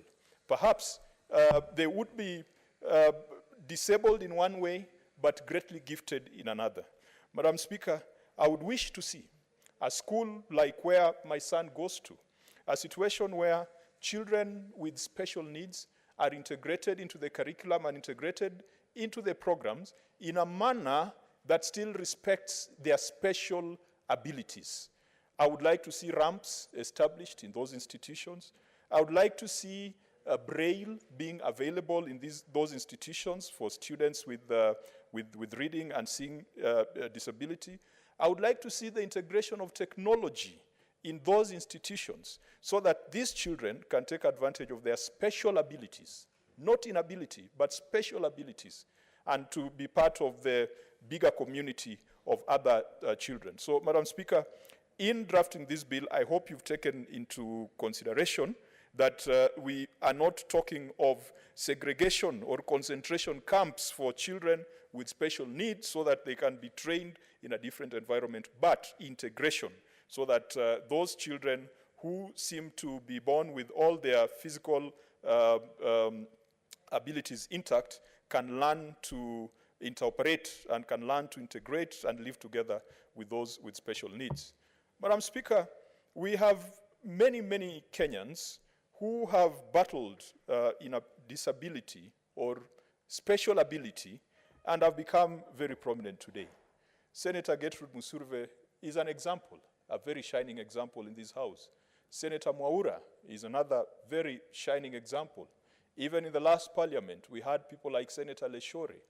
Mr. Speaker, I can tell you that as it is today, when it comes to my tastes and my choice of music, because taste and choice of music is fairly dynamic. Today, the best Kenyan artist or the best Kenyan gospel musician that I can spend hours upon hours listening to is a gentleman called Reuben Kigame. Mr. Speaker, Reuben Kigame also happens to be a presidential candidate. And if Baba was not running, I would vote for Reuben Kigame, simply because of the beauty of his music. Reuben Kigame lives with a disability, and that disability is in the form of seeing. But God has blessed him in so many other alternative ways. Mr. Speaker, if you follow the career of Reuben Kigame, the number of songs is done, the manner in which his songs are applied in praise and worship across churches of all denominations in this republic, not just in this republic, but across Africa. So, Speaker, it will tell you that if God takes away your sight, he will give you something else in double measure compared to what he has taken away from you. And therefore, it is important that as a society, we be compassionate and we be considerate to those who have been born with certain lesser abilities, because God shall multiply their abilities in other ways. There is a school next to my home called Hope School for Special Needs, Mr. Speaker. And I think when I look at this legislative proposal, I see some hope that the Hope School for Children with Special Needs is finally going to get some consideration. As it is, the Hope School for Children with Special Needs is hanging somewhere in limbo, because there are those who assume that it should be the responsibility of county government, and there are those who think it should be the responsibility of the national government. And this confusion arises because there are students or there are pupils at this school who should be at early childhood education level. Now, when they go to Hope School for Children with Special Needs, they do not get facilities and they do not get facilitation, because the national government that does capitation to that school does not do capitation to take care of early childhood education. And then there are those who ought to be at primary school level, Mr. Speaker. And there you would expect that the national government would take care of all the needs, be it the infrastructure needs, be it the software that is required, be it the human resource needs. And yet, Hope School for Children with Special Needs, that is right next to my village home, Mr. Speaker, has a perennial shortage of teachers. And I'm glad that in this legislative proposal, Senator Musurve has put in a section that talks about the obligation and responsibility of the Teacher Service Commission. The TSC must ensure that in the curriculum for teacher training and development, all our teachers are equipped with skills to deal with children with special needs. I don't know whether we want to just have some people to specialize in it, but I think, Mr. Speaker, just like in some countries where swimming is mandatory for the adult population, even in Kenya, every teacher must have certain basic skills to deal with children with special needs. It can never be, and it should never be, that a child with special needs is told by a teacher, go and see Mrs. Wanjau or go and see Mrs. Nyaboke because I don't know how to handle your case. That should be 101 in teacher training colleges, the care, compassion, and consideration and training for children with special needs.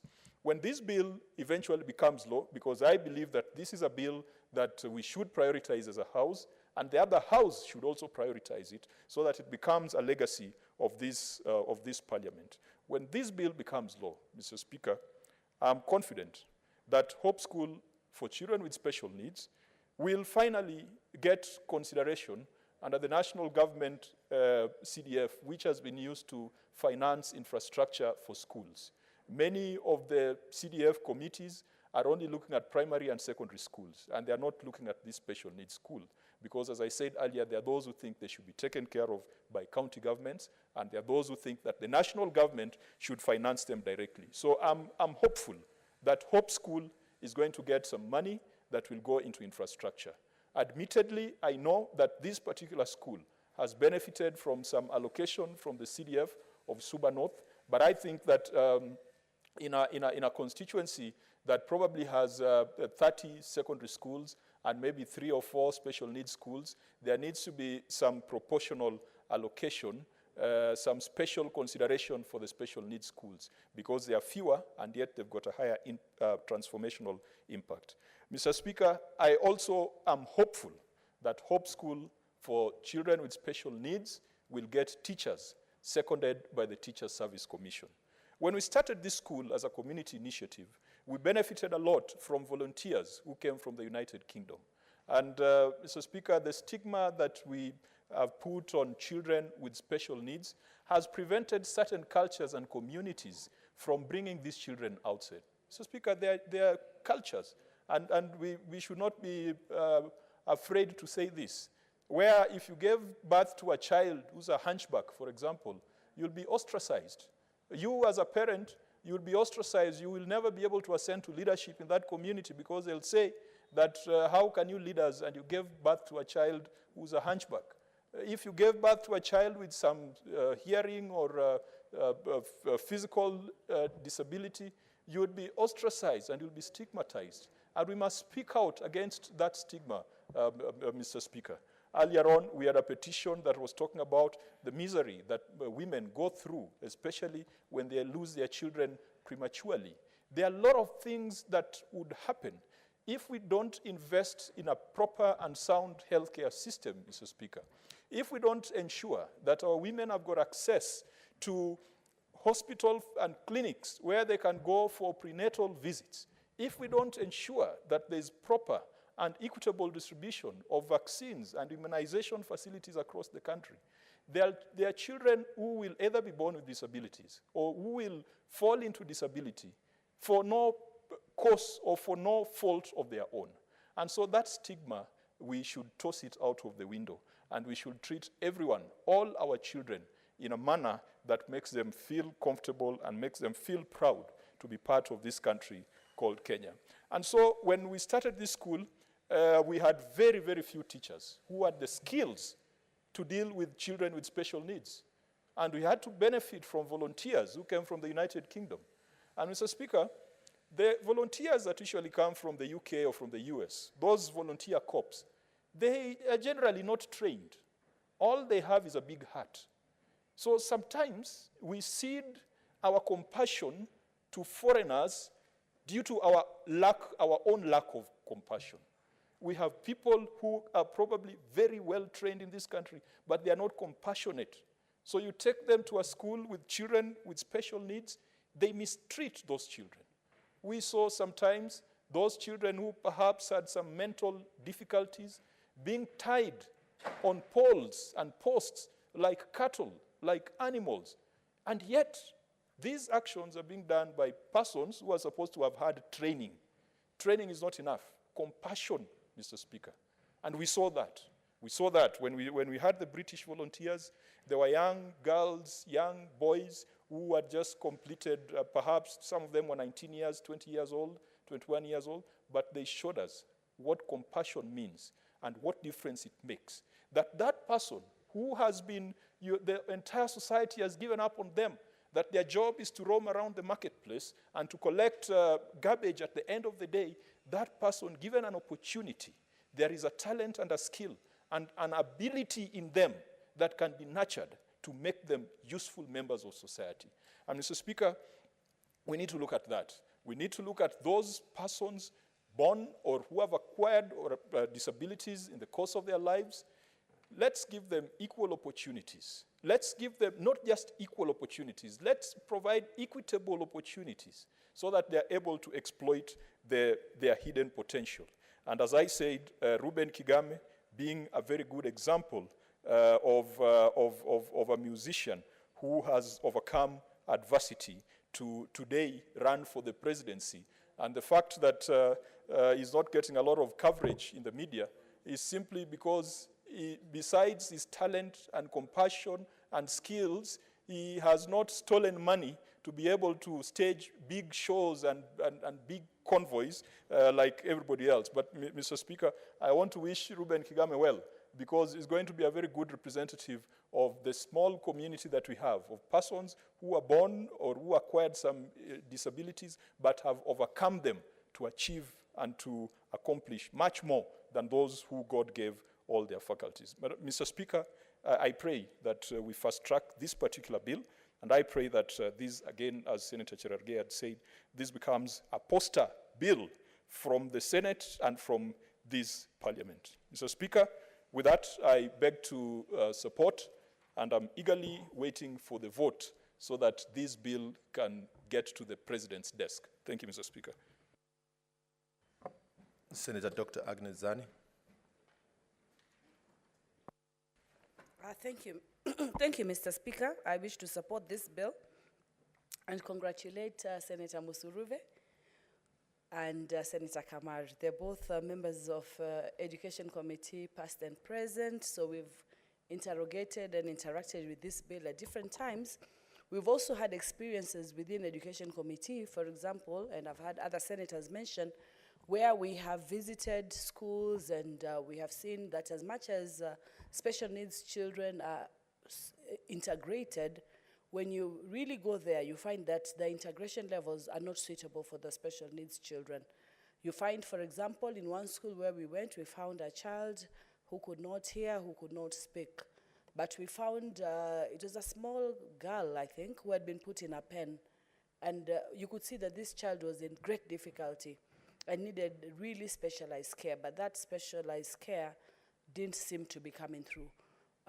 Mr. Speaker, we found this one child, but I think this might be replicated across the board in many institutions. So this bill seeks to address and streamline this whole sector, where we've been able to give input here and there, but really to streamline so that we have, for example, a register of special needs education centers, we have a registration of private special needs education centers, we have admission of learners with special needs and the process for that, special school boards, establishment of parent associations, responsibility of governance, facilities in institutions providing for special needs, etc.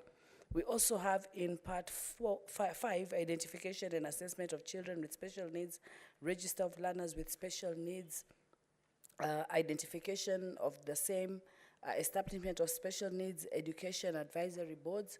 Quite a number of institutions have been created in this bill, and it will be very important to have a hierarchy of these institutions and their same integration with the current Education Act, so that there's concurrence of which board is operating at what level. There's one operating at the school level, there's one operating at the county level, but how much power does the one operating at the county level have vis-a-vis the one that is already, for example, in the Education Act? This is something that, as a committee and maybe as the sponsors of the bill, we need to interact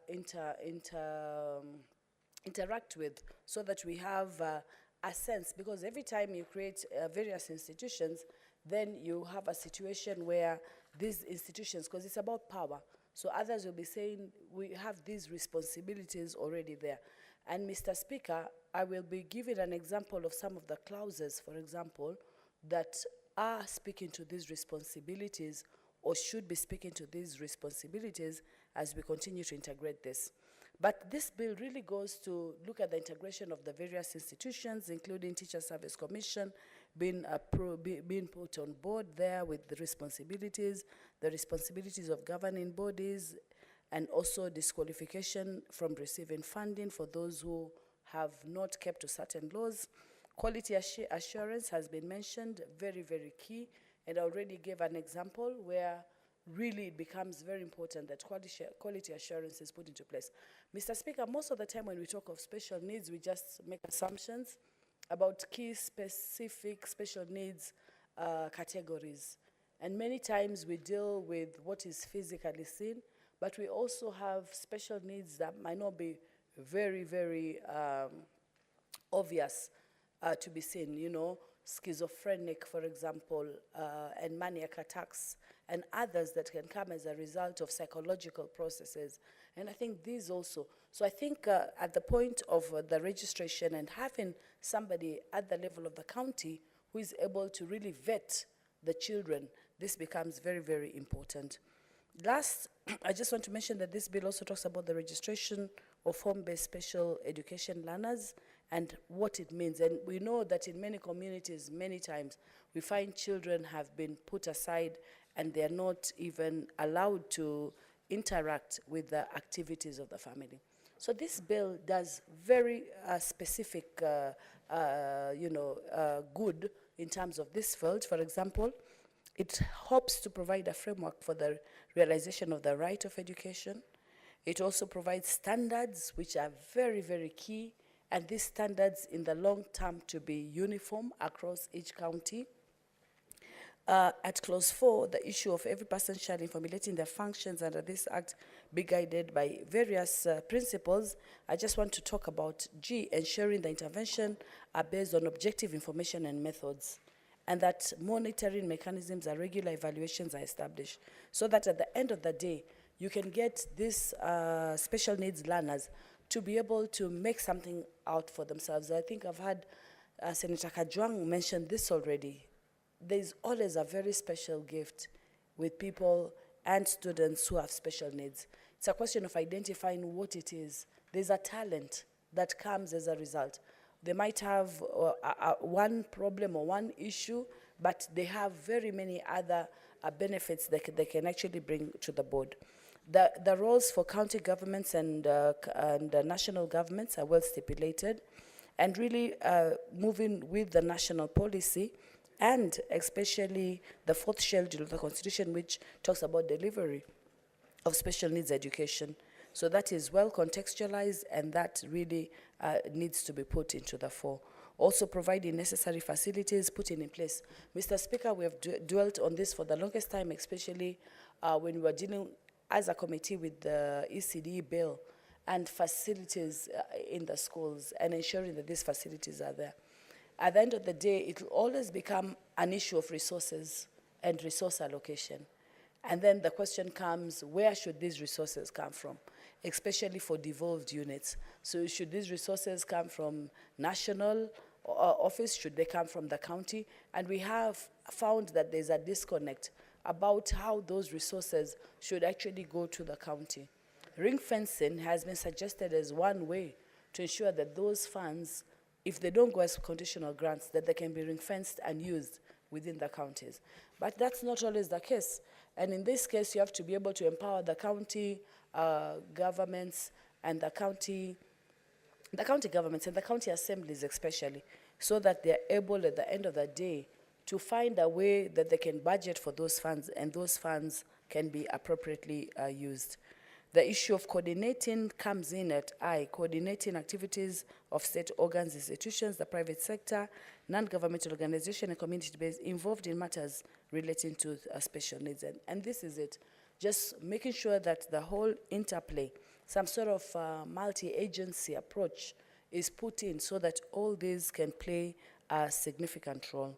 And then mobilizing and sensitizing communities, you know, about different ways of treating special children with special needs, about ensuring that, for example, their needs, including nutrition needs, are taken care of, including their medical needs are taken care of, including the need for integration is taken care of.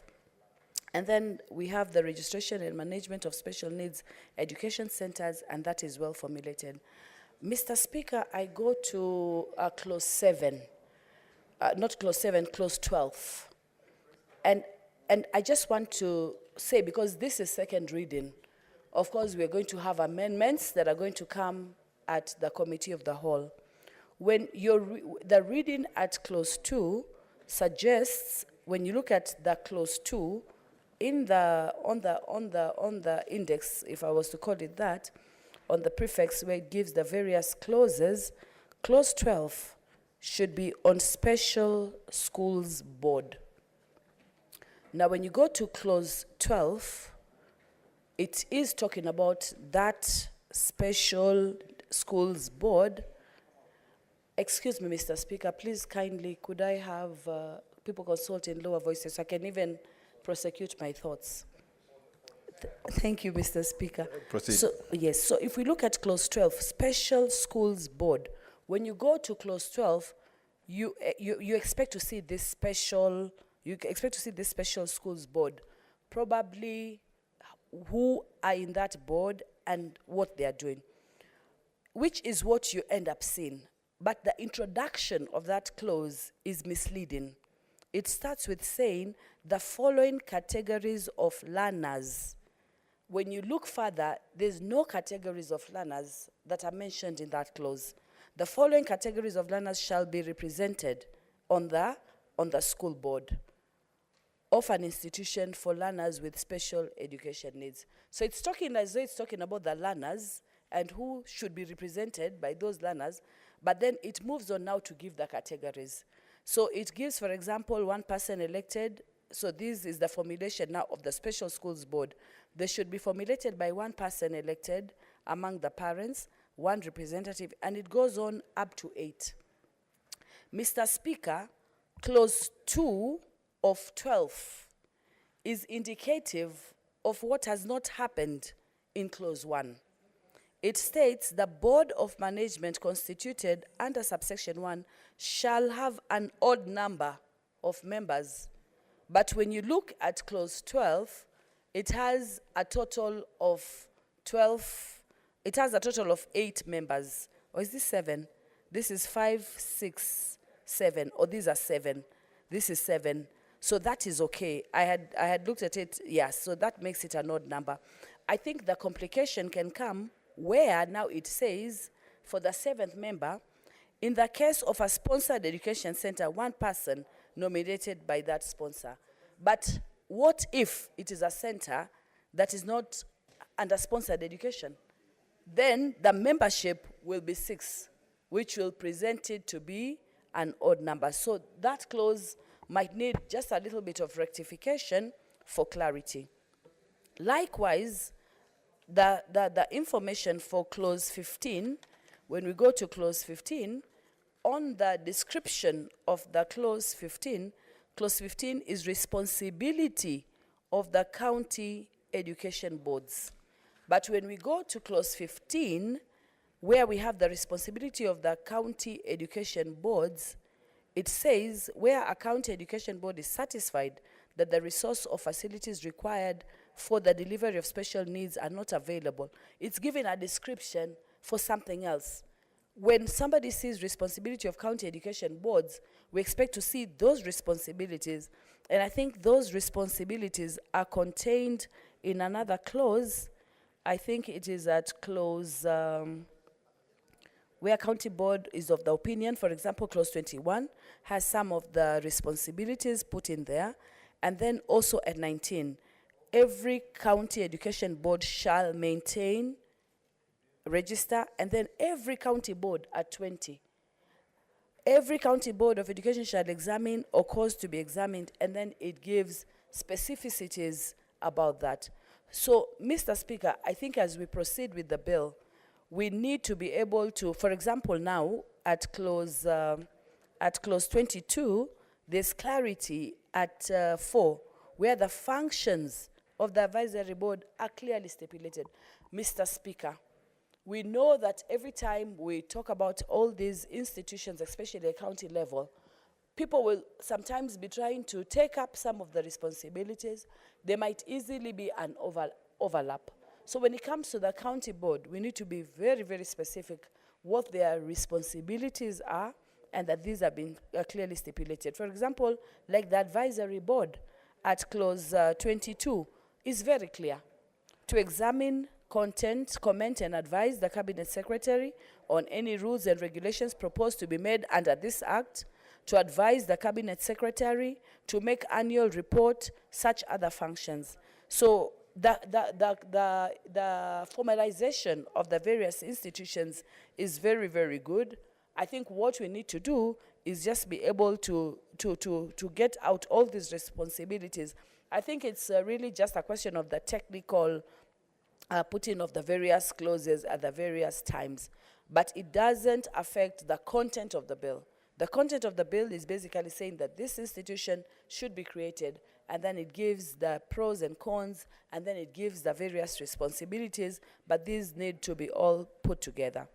At part 8, the quality assurance standards are clearly put into place. And Mr. Speaker, this is where most of the time, especially with legislation, with law, with acts, without follow-up, and without creating institutions that will make sure there's quality assurance, you find that everything you've put in there ends up really not being implemented. So this idea for the inspection of the institution, inspection of ongoing development, inspection or audit of accounts, every item that has been put under quality control will help us achieve what the movers of this bill want to achieve. The intent of this bill is very good. It focuses on a key mandate of a member of Senate who is representing people living with disabilities. It is a key mandate for other senators as well who have various representation. Mr. Speaker, a big congratulations to Senator Musuruve, because she has done what she's come to do in this house. She can go back to her constituencies and say, you sent me there to talk about special needs. I've talked about PWDs, now I'm going down to the learners. So I really hope this bill will see the end of day, the light of the light of the day. We have a little time, but we can still do a lot with this time. This is a bill that will change the sector. And apart from this, I think a lot of also private mobilization can be done on the side. You know, because I remember some time back, we used to hide even children with special needs. But I think now we have moved away from that. So any sociological and any societal change and awakening of our people always brings positive change towards how those people are treated.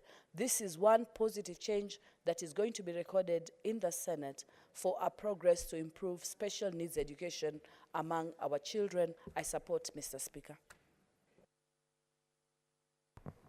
Senator Dr. Christopher Langat. Thank you, Mr. Speaker, for giving me this chance to add my voice on this particular very important bill. I want to say that this special needs education bill will be a game changer as far as education for people with special needs is concerned in our country, Mr. Speaker. The current situation is very pathetic. I'm so sure that during my time, when I was the chair of education, we had managed to go around several schools, which are actually supposedly special needs schools. But when we went to those particular places, we realized that by the name and the signpost along the roads shows special schools. But the content that is available in those particular places does not actually fit to the level or to the standards that are required for them to be special schools. So I want to say that we even went one time in Kitui to a polytechnic, a vocational training center, whereby in the same place there were students with special needs, but they could not access some places like some classrooms, which were built traditionally without the consideration of special needs requirements. I also remembered that we also visited another special needs school near Kitui town. We had also visited some in Eldoret, and the situations were pathetic. I remember very well that when we were in Kitui, there was a challenge that who should be financing special needs education centers, because they were receiving very little from the county government, and also the county government were expecting that the national government should be supporting fully the special needs schools. They were so pathetic that even food, the food that was supposed to be given to these particular children was so scarce. And to make the matters worse, Mr. Speaker, is that most of the children who are in local special schools in our country come from very poor families. So that is why I'm saying that this particular bill will be so important when it comes to become an act of this particular house, because I know it will really support those particular children with special needs. I want to say that I've gone through this particular bill, and right from the object part of it, I have seen that this particular bill will provide a proper framework, Mr. Speaker, that will guide all the structures, the curriculum, examinations, construction of the infrastructure, and management of these particular special needs education programs. I'm so happy that it touches in some parts of it proper objects that will be guiding this particular special needs education program. For example, it will provide a legal framework that will guide whatever it will be happening in this particular place. You know, when we have a legal framework in a particular institution or a particular area of concern, it will be easier to monitor and provide check and balances in those particular places. When there is a legal framework, whoever will actually work in contrary with what the law requires in these particular places, that particular person will actually be answerable according to the law. So legal framework is very important. I've also seen that in the object part of it, that it will also eliminate exclusion and discrimination that is happening right now in those particular institutions. So there is a lot of discrimination, Mr. Speaker, when you see currently in the current situation that these particular children, though everyone in this country has a right to education, the current situation, the current law, the current legal framework that exists in this particular country does not provide a robust legal framework that will actually eliminate discrimination on matters to do with special needs education. I'm also very happy, Mr. Speaker, that this particular bill provides the clear role of the national and county government.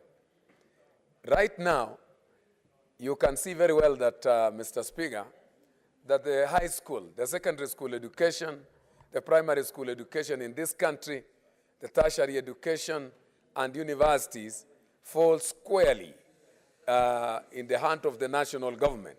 And that is why provision of finance and management is so organized and structured that it can easily be identified, monitored, and even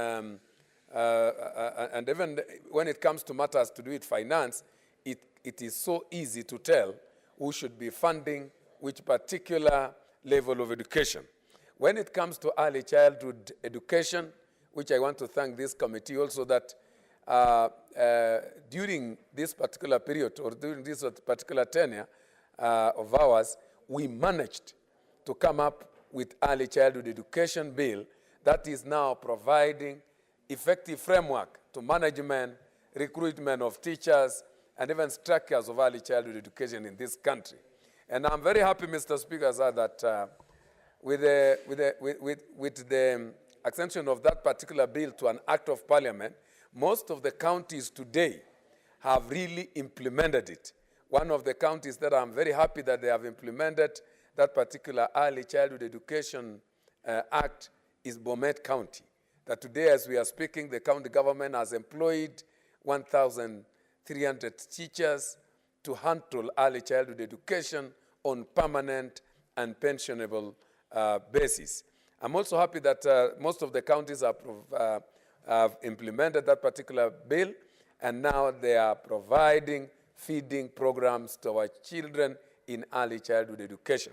So if that particular bill has really done a lot of good work to our early childhood education centers, therefore this particular bill on special needs education to our children or to our people in our societies who are actually disadvantaged either physically or mentally or in any other way, or in one way or another.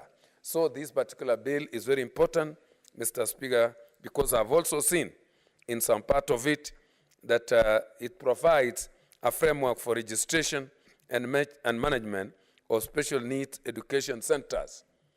I want also to speak, I want to highlight on this one very much, that registration of schools in this country is very slow. It is very interesting, Mr. Speaker, that even normal schools, like primary schools in some counties, some schools have been built by the parents, students are there, some schools have developed to the level of having even reached Form 3 in high school. Some schools have even progressed to reaching Standard 7 or Standard 8 in some places. But the most unfortunate thing is that some of these schools have not been registered. And when you get to the ground to find out from the directors of education the reasons why these particular schools have not been registered, you get some obvious reasons concerning land, the size of land, the provision of facilities such as washrooms or toilets and the rest.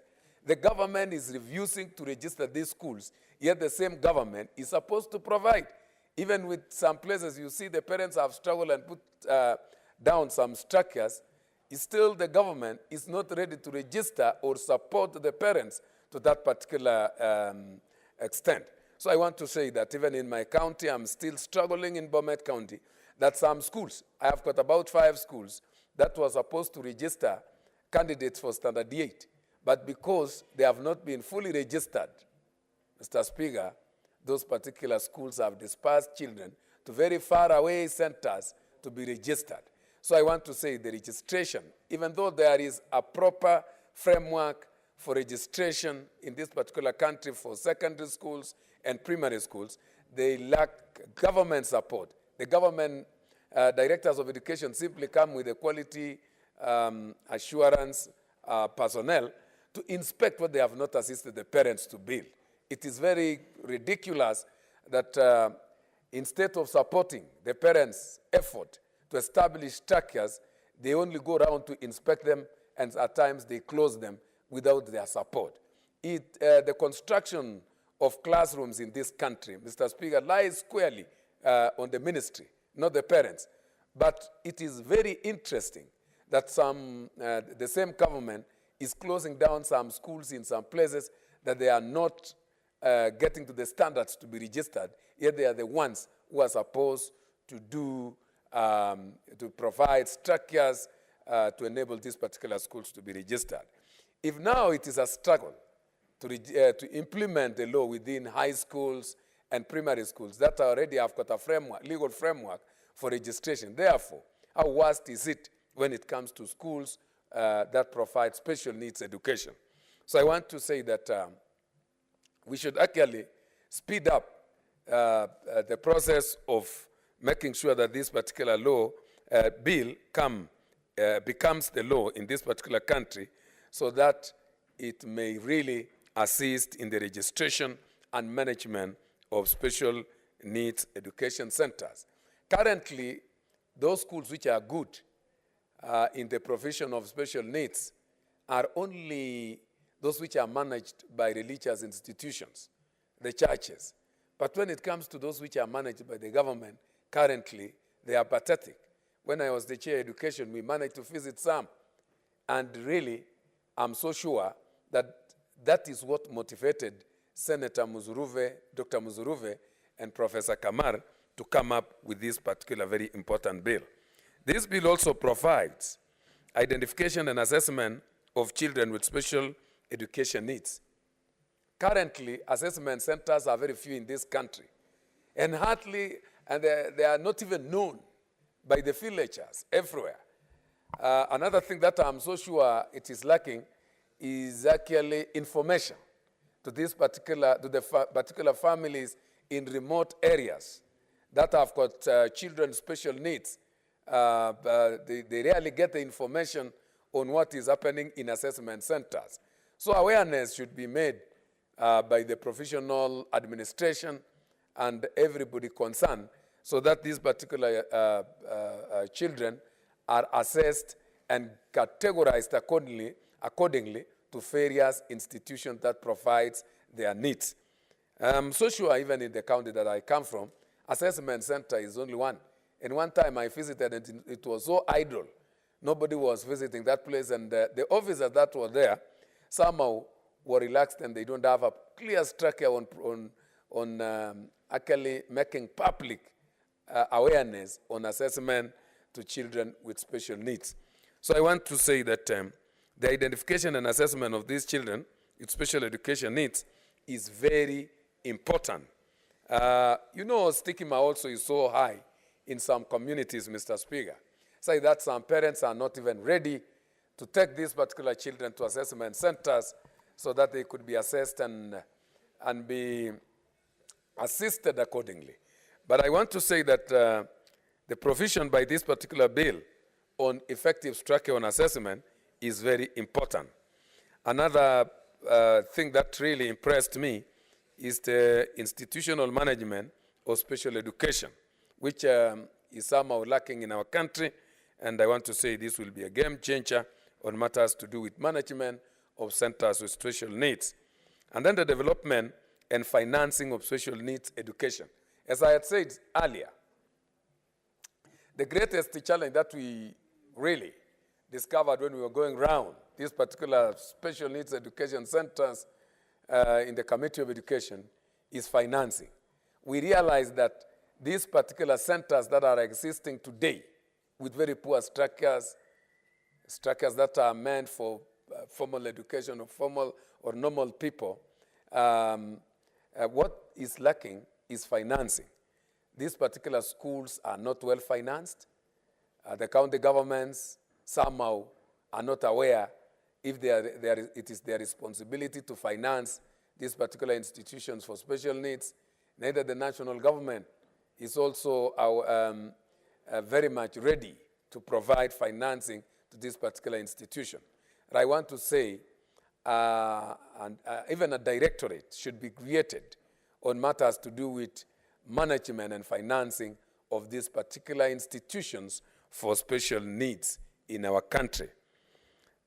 Funding special needs education institution is what makes me so happy, because this particular bill has clearly stated and demonstrated in a very robust way an effective financing structure of this particular institution. Of great interest also is to make sure that they are of standard and of high quality. And that is why I'm very happy that quality assurance and standards of special needs education is also provided in this particular bill. You see, without a directorate or a department of quality assurance, things will not move on with special regard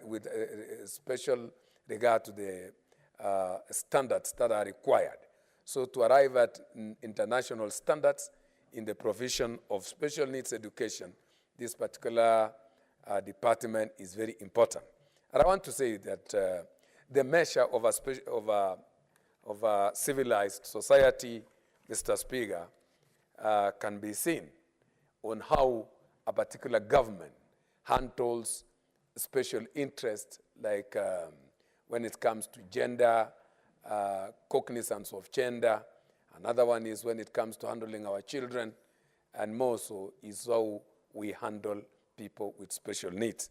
So I want to say that I really support this particular bill, and that is why I had to take time this particular afternoon to make sure that I stand in this particular house to say that this is a very, very important bill that will support the developmental growth, educational growth of our children with special needs.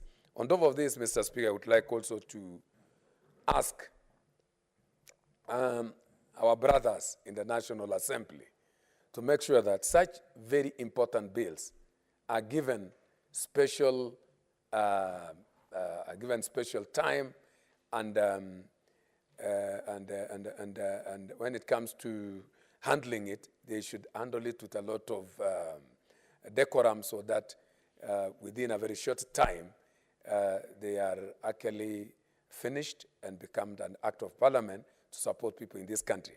Another bill that we had started in the Committee on Education is the bill on vocational training centers. I read yesterday The Nation, and I was shocked that 3.1 people in this country have got no academic qualifications. And the only way that we can support these particular people to get skills that will enable them to work effectively and earn their living is provided in that particular vocational training education bill, because that bill actually emphasizes on skill-based education and not examination-based education. So I would like to ask them also, I hear that that bill is already in the National Assembly. I would like to request them that they speed up the progress of that particular bill, because these are the things that will enable our country development to arrive at the required standard. Thank you, Mr. Speaker. I support this bill, and I want to congratulate the two sponsors of this particular bill. Thank you. Senator Olekina.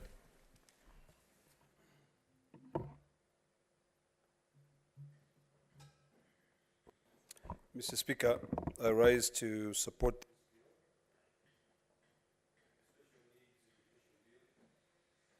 Sorry.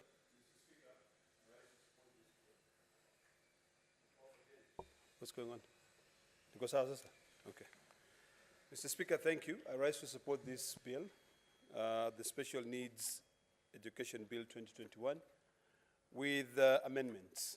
Mr. Speaker, from the onset, let me begin by saying that I'm very proud of the work of Dr. Musuruve and also Professor Kamar for having thought out about the special needs. Dr. Musuruve has been very active, and I think all disabled people in this country, all special needs people in this country, must recognize her for the good work that she's been doing. She has been an advocate of special needs and someone who is very knowledgeable on the subject. Mr. Speaker, I've skimmed through the bill, but I'm concerned about two provisions. One, I think it's about time that we leave legislation to be the work of Parliament. Every time we give a lot of powers to cabinet secretaries, we end up having problems. Mr. Speaker, I have a problem with Section 46 of the bill, which seems to give the cabinet secretary so much powers such that they can actually be able to come up with their own legislation on how special needs schools should be handled, how they can be registered. When I read Section 46, it says the cabinet secretary, in consultation with relevant stakeholders, may make subsidiary legislation to provide for such matters as the cabinet secretary consider necessary for the better carrying into effect of the provision of this act. And then further, when you go to the memorandum, there is a statement on the delegations of legislation, powers and limitation of fundamental rights and freedoms, where it says the bill, once enacted, would give the cabinet secretary the powers to create subsidiary legislation that would affect all education facilities in order to accommodate special needs learners. Mr. Speaker, this topic on special need is something which is very, very important. And I think as the term spells it out clearly that it's special needs, I think it's about time that we look at all the 47 counties in terms of the provisions of education, particularly to the special need people, that not all, just like your fingers, not all the 47 counties are equal. This is something which we need to actually find a way, and I think some of my proposals might call for the amendment of the Constitution, or rather we find a way to develop certain regulations that will give this task only to the national government. Mr. Speaker, if you go to Samburu or you go to Narok County today and you go and look at special needs schools, you'll be embarrassed. You know, these people are already so disadvantaged such that us who are already so advantaged by the fact that we've got all our faculties together, we can be able to move from one place to another. And even if you go through a rough school, one way or the other, you'll be able to find your way and get through life. Some of them, the schools that they go to or they attend are so dilapidated. And by giving that function and saying that the county government should be responsible to provide, it says a county government, if you read section 7.1, it says a county government shall be responsible for the implementations and effective and efficient delivery of special needs education with respect to the learning institution failing within the mandate under Part 2 of the 4th schedule of the Constitution. It sounds so good, in fact, but for me, it's so utopian, because a lot of these county governments really do not even follow what they're supposed to do. If you go to your counties, if you go to my county of Narok, if you go to Kajiado, if you go to Samburu, you'll find that our county government spend most of the money building secondary school, which is a function which is not their responsibility. That's a national government function. So this one, it's something which they'll just put aside. Mr. Speaker, the other issue that I have concerns with is on the issue of our legislation when it comes to the issue of land. There's a provision here, if you go to section 40 on the miscellaneous provisions of the Act, where it talks about where a special education institution is established on land owned by the government, including land held in trust by a county government, the education institution shall have the rights for the duration of its existence. Duration of its existence. That's a very dangerous statement, Mr. Speaker, because you are purporting to say that, you know, special needs schools are not things which should be perpetual, but things which should only be set up for a period of time. When you now go in and say, as you know, have a right for the duration of his existence to occupy and use the land for education purposes at or in connection without interferences. You're already creating room for them to be interfered, because you have given the cabinet secretary enough powers to be able to say that school should no longer exist. So, Mr. Speaker, I'd like to beseech the sponsors of this bill to either delete that provision completely or amend it and indicate clearly that land shall be set aside for special needs schools and shall be fully protected and shall not be tampered with. If you read section 41, it's also another issue of our legislation, which gives room to violations of the right of those people who occupy that place. No land owned by the government and occupied by a public special education institution may be alienated except with prior approval of a cabinet secretary. There you go again, giving the cabinet secretary a lot of powers. So, Mr. Speaker, I want to summarize by saying this. The bill, the intention of the bill is fabulous, is very good. But when you over-legislate, and when you give the cabinet secretary in charge of education a lot of powers, you will find that if that cabinet secretary comes there and does not agree with a particular county government, that county government may never be able to be supported whatsoever. You will find that county governments may not even decide to allocate any money. So, Mr. Speaker, I believe that this bill can help. But if you over-legislate, if you give the cabinet secretaries so much powers, such that they may decide, you know, what to do at any particular time, you will not be achieving the goal that you intend to achieve. Finally, Mr. Speaker, I do hope and I pray that this Senate of the Republic of Kenya, and I know this is a time where everyone is out there, you know, following, trying to rally out support for their party leader, for themselves, to be able to get elected. But such bills are bills that require us to be able to take our job seriously. We can multitask. You know, we can be, in the morning we can go and defend our colleagues, like Sabina Chege, who was being, who was being persecuted by a body which we've given power. And later on in the afternoon, we can come here and pass legislation.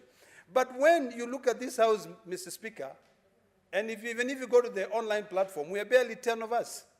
In fact, if someone was to raise the issue of quorum, it will become a problem. So, Mr. Speaker, I want to beseech my colleagues that when it comes to us doing our job, we have so much which we still have to do. We have so many bills which are pending on Committee of the Whole. We have this bill, and I would hate to be just an issue of going on into the Hansard, because we might waste our time here, contribute, you know, give really good advice to the sponsors of the bill, like the one that I'm giving to Dr. Musuruve and Professor Kamar, not to give the Cabinet Secretary in charge of education too much power. But if we are not here to be able to go through second reading, third reading, and also to lobby a lot, and Mr. Speaker, Senator Musuruve and Professor Kamar may have to lobby a lot in the National Assembly, so that at least this bill can become law. I heard my colleagues talking about the importance of this bill. And if there's any bill that should be prioritized, it's this bill. But how is it going to be important if we are not here to be able to discuss it? Mr. Speaker, we will be judged by the issues that we'll be able to resolve in this country, by our constituents.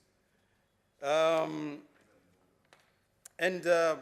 know, just to end, I really do wish Senator Musuruve good luck when it comes to passing this bill. I've said what I have to say. If it remains in the Hansard of the Senate during this term, so be it. But I think for us to be able to have a good piece of legislation, let us not over-legislate, and let us restrict legislation work to Parliament. I thank you, Mr. Speaker. Senator Munyadi Faki.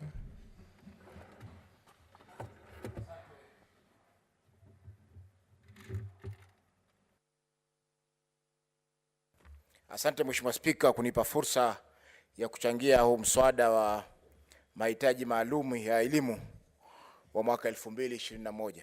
Mheshimiwa Spika, kwanza nawapa kongole Senator Dr. Musuruve na Senator Professor Kamar kwa kuleta mswada huu katika bunge la Senate.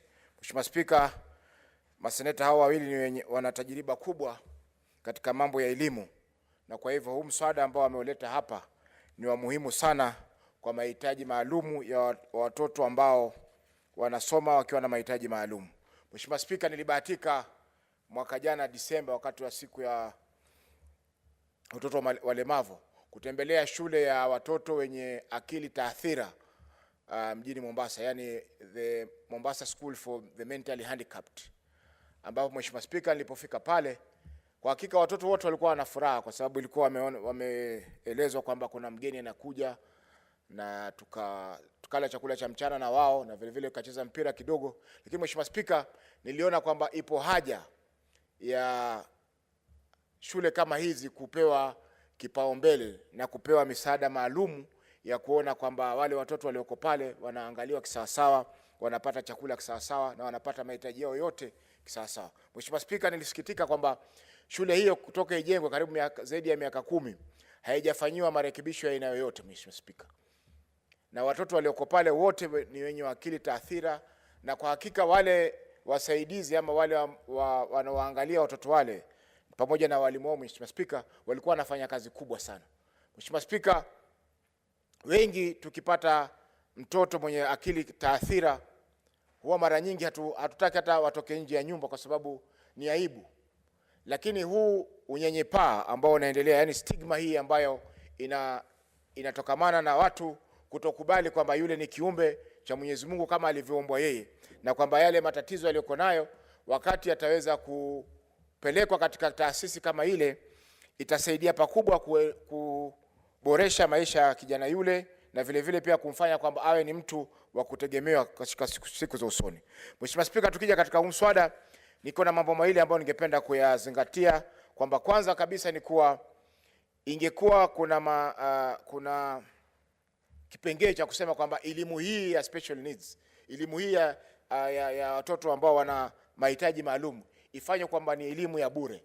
Mheshimiwa Spika, wao hawalipishwi watoto wakiingia katika taasisi kama zile, kwa sababu hivi sasa wengi wanataka watoto wao wakasome, lakini wengi pia, Mheshimiwa Spika, ni maskini na hali ya uchumi imewabana kiasi ambacho hawawezi kupeleka watoto katika shule hizi kwa masomo.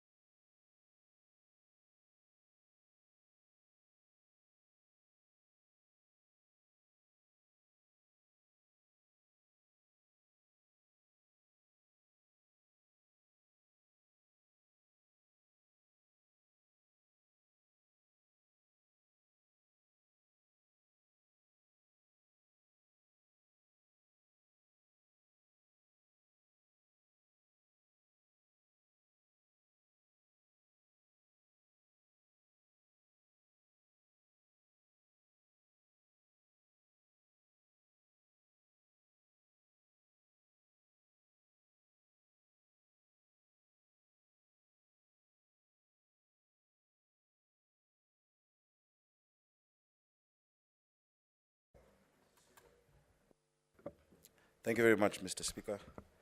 I rise to support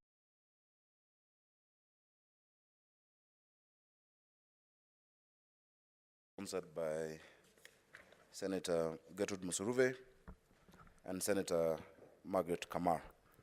Mr. Speaker, first of all, just to note that this advent of co-sponsoring bills is really a novel idea that has only been done by the Senate, and it produces very good results. Mr. Speaker, different senators have different expertise, different areas that adhere to them, and the synergy that has created, Mr. Speaker, really brings quality legislation.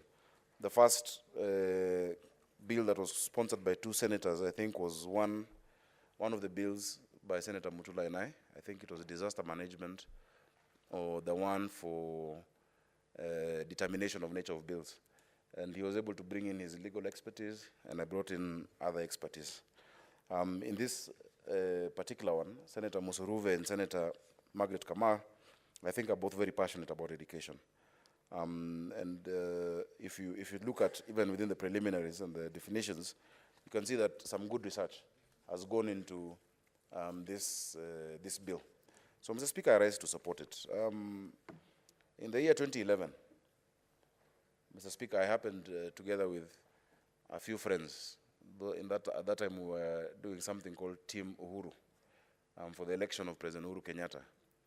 We visited a place in Langata on the birthday of President Uhuru Kenyatta, then he was Deputy Prime Minister, that is run by the sister to the senator for Kajiado, Senator Mpai. Her name is Simeton. When we went there, Senator Musuruve, we found very many children. It's called therapies for kids. Children who ordinarily would be locked at home. And in many of our slums, many of my slums in Nairobi or informal settlements, you find because there's no one to take care of that child, because the mother has to go to wash clothes or to look for a job. Many times, when such a child is born, because of the stigma, the father disappears. So the father is not there, it's only a mother, and they're locked into those houses, and they stay there for years, almost like animals, Mr. Speaker. And when we saw the improvement that this lady had done, because she was able to get physiotherapists, she was able to get people for the different special needs of these children, a child who had been written off, so to speak, because of the, mental health issues, whether it is autism, whether it is, palsy of one sort or the other, are able to be, rehabilitated and actually turn out very, very smart. But Mr. Speaker, this lady explained to us the challenge she has, and I'm glad this bill is talking about facilities and equipment, because many parents cannot be able to physically get their children to that center or to a similar center. And I want to thank the President, Uhuru Kenyatta, as well as First Lady, because the First Lady really helped me push for it. And he was able to give us a bus. And I got a bus, a full bus, with special facility at the back to get wheelchairs in. And the bus was handed over to Simeton. And it goes around Nairobi, picking up some of these special needs children. It is not enough. It is a drop in the ocean.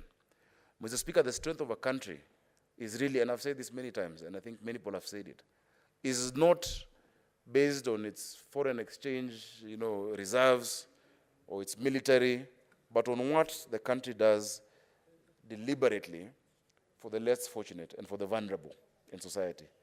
No child chooses to be born with special needs. No family, no parent chooses for their child to be born in that way. But today, the only children with special needs who are able to have a fair chance at life are those of the rich, because the rich are able to take them to institutions that cater for them. Many years ago, Mr. Speaker, when Nairobi was working, I keep saying, let's make Nairobi work. We had a lot of these units in our schools. In my school, in primary school, we had a deaf unit for children with hearing impairment. And there are many who to date are my friends that went through education. Of course, they would take a bit more time, but they were able to learn and be taught. Many schools had those centers. It has not been done. Honorable Rachel Shebesh tried a bit when she was women rep to introduce a lot of these, facilities in schools with the NGAF, but it was not enough. And I think Honorable Pasaris has also gone on with it.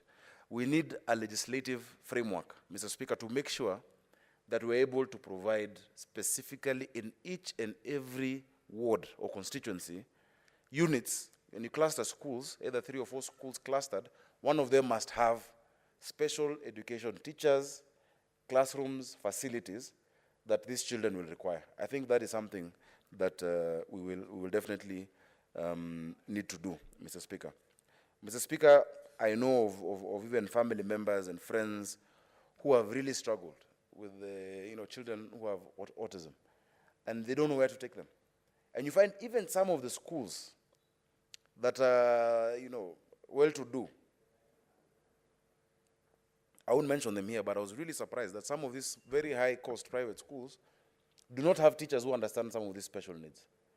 Mr. Speaker, I think beyond this bill, there needs to be a proper discussion with the education stakeholders on how we make sure, we take children to school for a reason, not just to pass time. If you look at the statistics that are coming out, that a child, almost 90% of children in, I think, 4th grade reading at the level of the 1st grade. What are we doing? Are we just keeping children busy, and then we'll have a whole generation that is not educated, Mr. Speaker? Mr. Speaker, that should not be the case. We need to take education a bit more seriously. This experiment called CBC is not working. It is a challenge to very many parents and to their children. When you tell somebody in an informal settlement to go do an assignment and print it, where do they print it? Or in the rural areas. Some of these things are good on theory or on paper, but they're not practical. Senator Musuruve, where you come from, some of these things they're asking for in Kakamega, Lugari, or is it Likuyani? It cannot be done. They cannot be done. Let's give people an education When I did 844, I think I was behind most of you who are here now. But, you know, in as much as we had many subjects, it was practical. By the time I was in class 8, I knew how to stitch clothes. I knew how to make a frame loom. I knew how to, you know, do some woodwork, some carpentry. In Form 2, I was doing 18 subjects, including woodwork, power mechanics, building and construction, metalwork, artwork, drawing and design. All those things, in as much as you didn't go deep into it, by the time you finish school, you're able to do something. And ideally, our curriculum should be such that, you know, there's no need for a standardized curriculum for the whole country. A child finishing Form 4 in Samburu should be able to immediately be of benefit to the economy of Samburu. If they go for higher education, the better. But immediately the skills that are required there, whether it is livestock farming, whether it is something that is relevant. A young person in Mombasa should be able to, by the time they finish, participate in the blue economy or in the port activities, you know, at a very elementary level. Somebody who comes from, you know, agricultural areas should have those skills, because education is to impact the community, not just to do one exam. That child in Hambaswein doesn't need to do the same exact exam as a child in Lavington, because what are you measuring? There are certain basics, you know, maths, English, chemistry, physics, you know, the basics are there.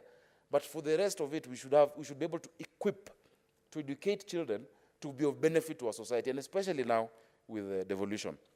When I look at some of the provisions here, in fact, I'd wish, because I've seen they talk about the responsibility of county governments, but this is limited to ECD because of the second schedule, and they point to the fourth schedule, that a county government shall be responsible for implementation and effective delivery of special needs education with respect to the institutions falling under the mandate. That is a bit limiting. In certain places, we will need to invoke Article 187 of the Constitution. Mr. Speaker, I have said it, and this is not a campaign promise, it's something I believe in. You know, last year, at the beginning of the year, I was really touched. I went to one of my schools in Dagoretti North constituency to donate desks, because during the COVID time, a lot of these desks had been vandalized, and people stole them for, you know, the scrap metal and the wood. But when I donated these desks, of course, the children were told, oh, your senator's around, and they were very excited, and we went and sat. And you know, they normally ask them, what do you want me to do for you? You'd expect them to say, we need more balls to play, or if they're ambitious, to say that we need a school bus. They told me they want food, Mr. Speaker. As a parent, those children saying, all we want is food, because there's no food at home, and they have no food in schools. Mr. Speaker, one of the things I will make sure done in Nairobi is to ask for that function to be transferred of school feeding from the national government to the county government. We must feed these children. Right now, we're doing it for around 33,000 children, together with a lady who does food for education. And there's one kitchen serves 11 schools. And I'm glad my MP for Dagoretti South, Honorable KJ, has taken it up. He's built the kitchen. Honorable Theori from Embakasi West is doing the same. I know Honorable Yusuf and Honorable Korir are also doing the same. Where just at 15 shillings, the children are getting 650 grams of food. And Mr. Speaker, they're taking the food back home. They're eating half and taking back because they have other siblings who have nothing to eat. Mr. Speaker, this must be a responsibility of government. I don't know what is more important. I know there are school feeding programs maybe in the arid areas, and that is how Nairobi has been discriminated against. Because when you say, oh, they're marginalized areas, we only assume it is the northern part of the country, the dry parts. But this urban poverty, Mr. Speaker, it bites so hard. In Nairobi, if you don't have money, you have no place to stay, and you'll have nothing to eat. So that school feeding program in the county of Nairobi, Nairobi City, if God willing, I'm elected as governor, that will be a function that we will take up, including these special needs, that we can support. The national government does not have the capacity to be able to support such a program of school feeding and even of special needs, because their focus is spread too thinly. So these are things that we must do.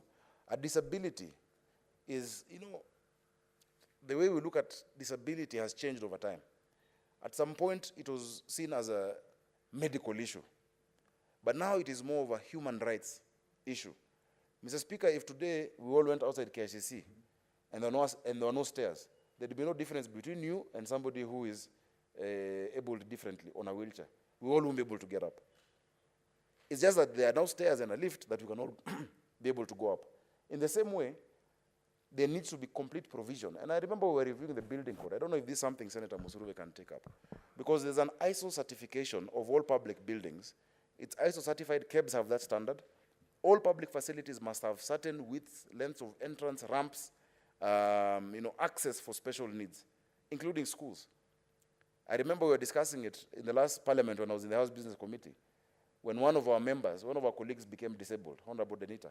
And we realized that somebody with a disability can't actually get to the first floor of this parliament because there was no lift on that side.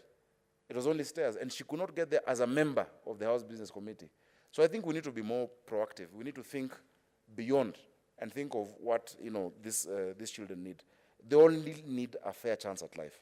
Once given a fair chance at life, you will find a lot of greatness in them.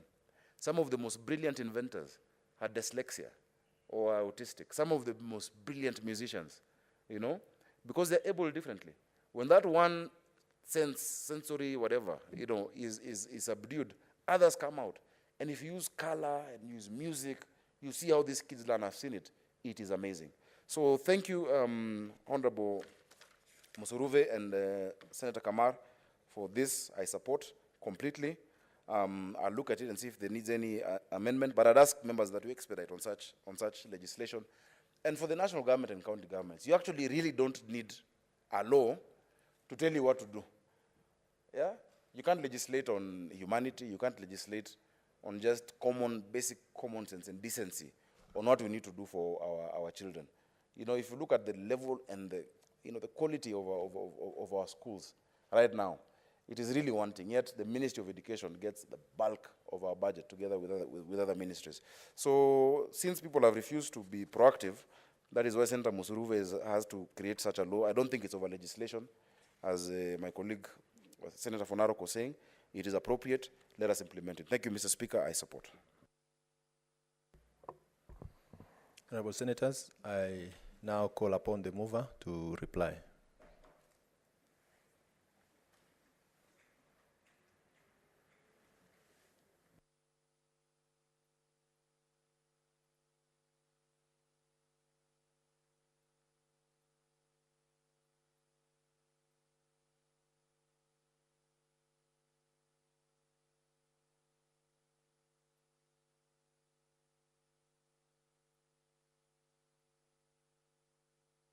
Sorry.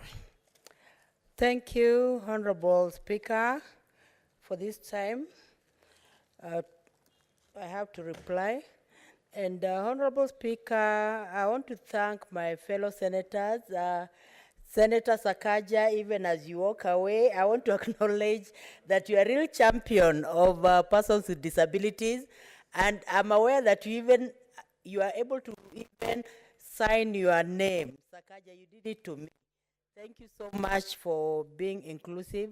Honorable Speaker, I thank truly Professor Kamar. As I mentioned, she really, ever since we met in Parliament, she became a true friend, and I realized that she was keen about issues of disability, and many times she kept encouraging me, and we've done so much together, even including coming up with books on sign language that the Senate launched Mashinani, and I have distributed to some of our Mashinani programs, and she became a true friend until we developed together a bill on KSL, and many times I remember we'd sit in my office up to very late, even 7 in the evening, just trying to come up with a bill. And even this one on special education, she has been very active. So I will forever remember the friendship she has given me in this house concerning issues of disability. Honorable Speaker, I thank Senator Cherake for his input. I thank Dr. Milgo, Chair of Education, for her input, and also for seeing to it that the bill came in its raw form to the Senate committee. We interrogated, we were able to call public participation on it, and we were able to get meaningful input.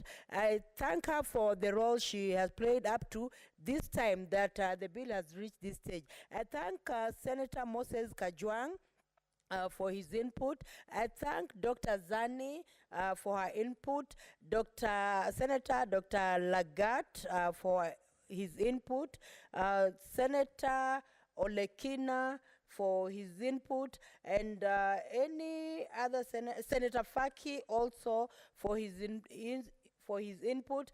And if there is any senator that I might have failed to recognize, thank you very much for your input. And even senators as a whole, issues of special education, issues of persons with disabilities have actually received a favorable environment in the Senate, and colleagues have always supported issues on disability. And Kenyans out there must know that when it comes to issues of disability, they have a friend in the Senate. All senators are keen. Honorable Speaker, it has come out very clearly from all the senators that this is a very important bill, and that and Senator Cherargei put it clearly that it will also make everyone realize that we are keen, as a parliament on issues of disability, and you can even fly the flag of Kenya very high internationally just using this bill. And all senators are in agreement that there's need to fast track this bill so that it goes to the National Assembly and it sees light at the end of the tunnel. I also want to thank senators for their input that when it comes to special education, it should be something that an element that should be included in the teacher training programs, so that teachers, when they go for training, have some aspect of, special education, just the basics on special education. It has come out clearly. And also issues of sign language. Issues of sign language have come out very clearly. My co-sponsor brought it that, to the floor of this house, that there's need for all learners to be taught even sign language up to a certain grade, maybe up to grade 4, just the way learners are taught German, French, and other subjects. Honorable Speaker, it has also come out from my fellow senators that when it comes to issues of disabilities, everyone is a candidate of disability, that one can get a disability just even when one is fully grown. And Honorable Speaker, it has also come out clearly that there's need also for the government to intervene and ensure that it is being proactive. All levels of government, both the county government and the national government, need to be proactive in ensuring that issues of disability are actually implemented, and Article 53 of our Constitution with regard to education is also implemented, Honorable Speaker. It has also come from the floor of this House, and quite a number of senators have really mentioned that when it comes to county visits, the issues of infrastructure, the issues of schools for children with disability are actually in a pathetic state, and it came out clearly when Senate Mashinani went and legislators were able to visit this school, and Dr. Lagat, who was then my chair in education, affirmed to the fact that the schools are in dilapidated state and there's need for something to be done, Honorable Speaker. It has also come from my fellow senator that when it comes to issues of education, quality education should be a priority when it comes to special schools. And it has also come out very clearly that there's need for concerted effort, right from the national government to the county government, to ensure that there is delivery of services, even to special needs education, Honorable Speaker. It has also come out very clearly that most children in special schools come from poor families, and the cyclic nature of poverty runs in their family. And it has been the suggestion of senators that children with special needs should even learn for free, so that we are able to break the disparity, the economic disparity, socioeconomic disparity that is there between other families and their families. So, Honorable Speaker, I want to say that there's much more I would say about this bill, but in summary, every one of us is in agreement, my fellow senators are in agreement that the bill needs to see light at the end of the tunnel. And Honorable Speaker, pursuant to Standing Order 61.3, I beg that the putting of the question to be deferred to another day. Thank you, Honorable Speaker.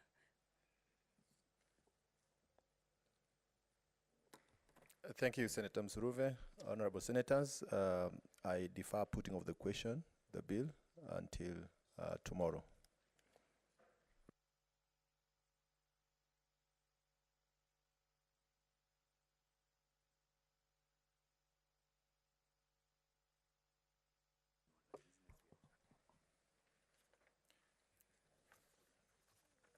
Honorable Senators, after consultation with the mover, order number 20 is deferred.